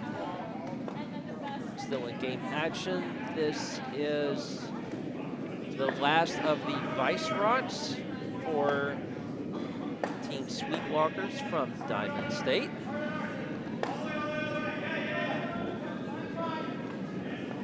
It has just occurred to me I have not eaten, and I'm going to play in less than 30 minutes. Yeah, that's not a good combo. No, it's not good.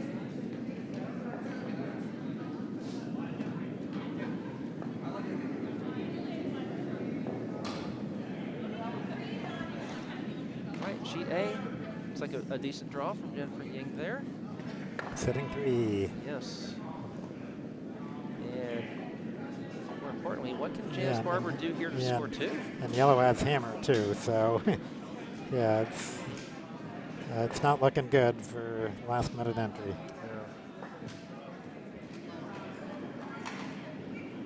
I mean, you can't. She's not going to score 2, but if she gets 1, she can tie. Skill of 1 will tie. Yeah. So she just needs to get a rock out counting. Yeah, there's just not an easy path to the forfeit. Or at least, well, actually, what do if she can get the overhead view? Okay, so she could get, if she can get past the long yellow guard and then come in and bury, but oh boy, no, that She's might be trying to hit the yellow that's biting red. I think that's the call. Can she get there? She could hit and roll off the top yellow.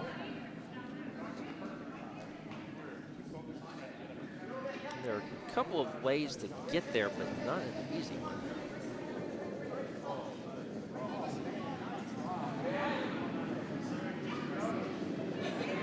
All right, that shot is on the way. Oh, she's taking the other direction.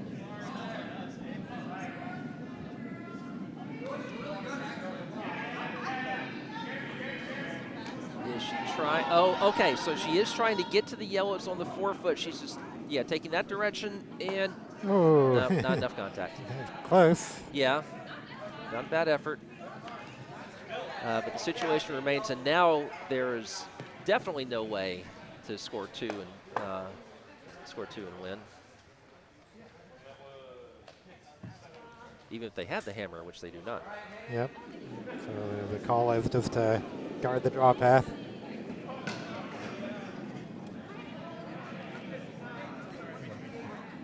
Guard the path that Janice just used. Yeah, so. yeah.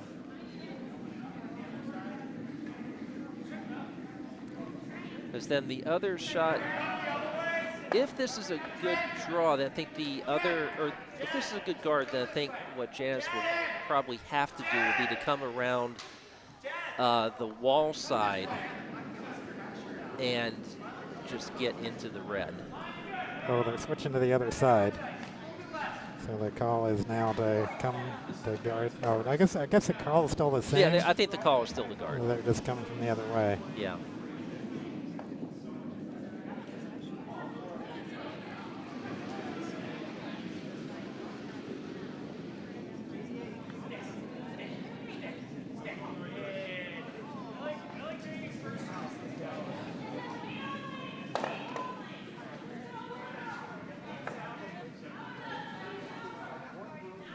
I think this looks like a fairly effective guard. Yep, I think that'll do the job. Oh, and especially that little, yep. that little tick off of their own guard. Okay, Oh boy, so that's that path is gone. Yeah. So what do you do? Nice. Is there still a draw on that? I don't know. No, I think you have to draw around come in from the wall side. Yeah, which and is get to the always forefoot. intimidating. But I'll just need to bite red. Yeah. So. Yeah, I think that's the only shot. Now she's looking at the other side to see if she can tick off that yellow. Wow, is she really just not that confident in the draw path along the wall side?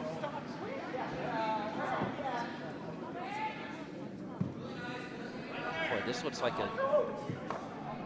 more difficult. I mean, Well, the overhead actually, shot, it doesn't look bad, actually. Yeah, actually. From where I'm standing looking at the ice, it looks bad. Right. The overhead shot, that looks perfectly there. Yeah, actually, it looks good from there. Yeah. But Did something just change? no. Or was it just the angle? Huh. Yeah. So. That I did not expect. Well, looks like they're not looking at it either. They're looking at the outside. But now Okay. I like the other way better now that I see it. But I mean, either way should be possible. Yeah. I mean, I guess she's worried. I mean, there is a little more traffic on the left, on the right side, you could say, because there's that long guard, and then there's the yellow that is just biting the 8-foot.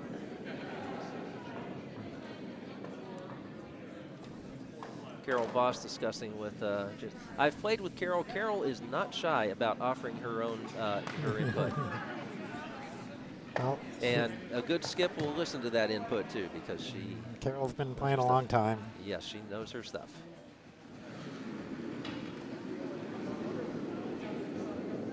Okay, last shot of the first draw. Well, no, the last red rock. So if this counts, then there's a yellow rock left to go. Oh, right. I'm thinking they have hammer. No, it's too heavy. It's heavy. It's going to go through. So I was right. It is the last rock. All right. So we just don't score that because they didn't do the last rock. So final score, 6-5 yellow. Okay. For the Wizard of the Webcast, Ken Clark, I'm Bo Dewar. Thank you very much for tuning in. And feel free to skip the second end when I will be playing, and then come back for the third when I will not. So again, no, come back for the third when I'm playing. So that's right. I'll be out there with the. Yeah. This is a good view. The decorations here are really, truly wonderful. Sarah Jo Peltier, big hand there. Yeah. Wonderful place to be. If you're coming out to join us later, see you then. Bye-bye.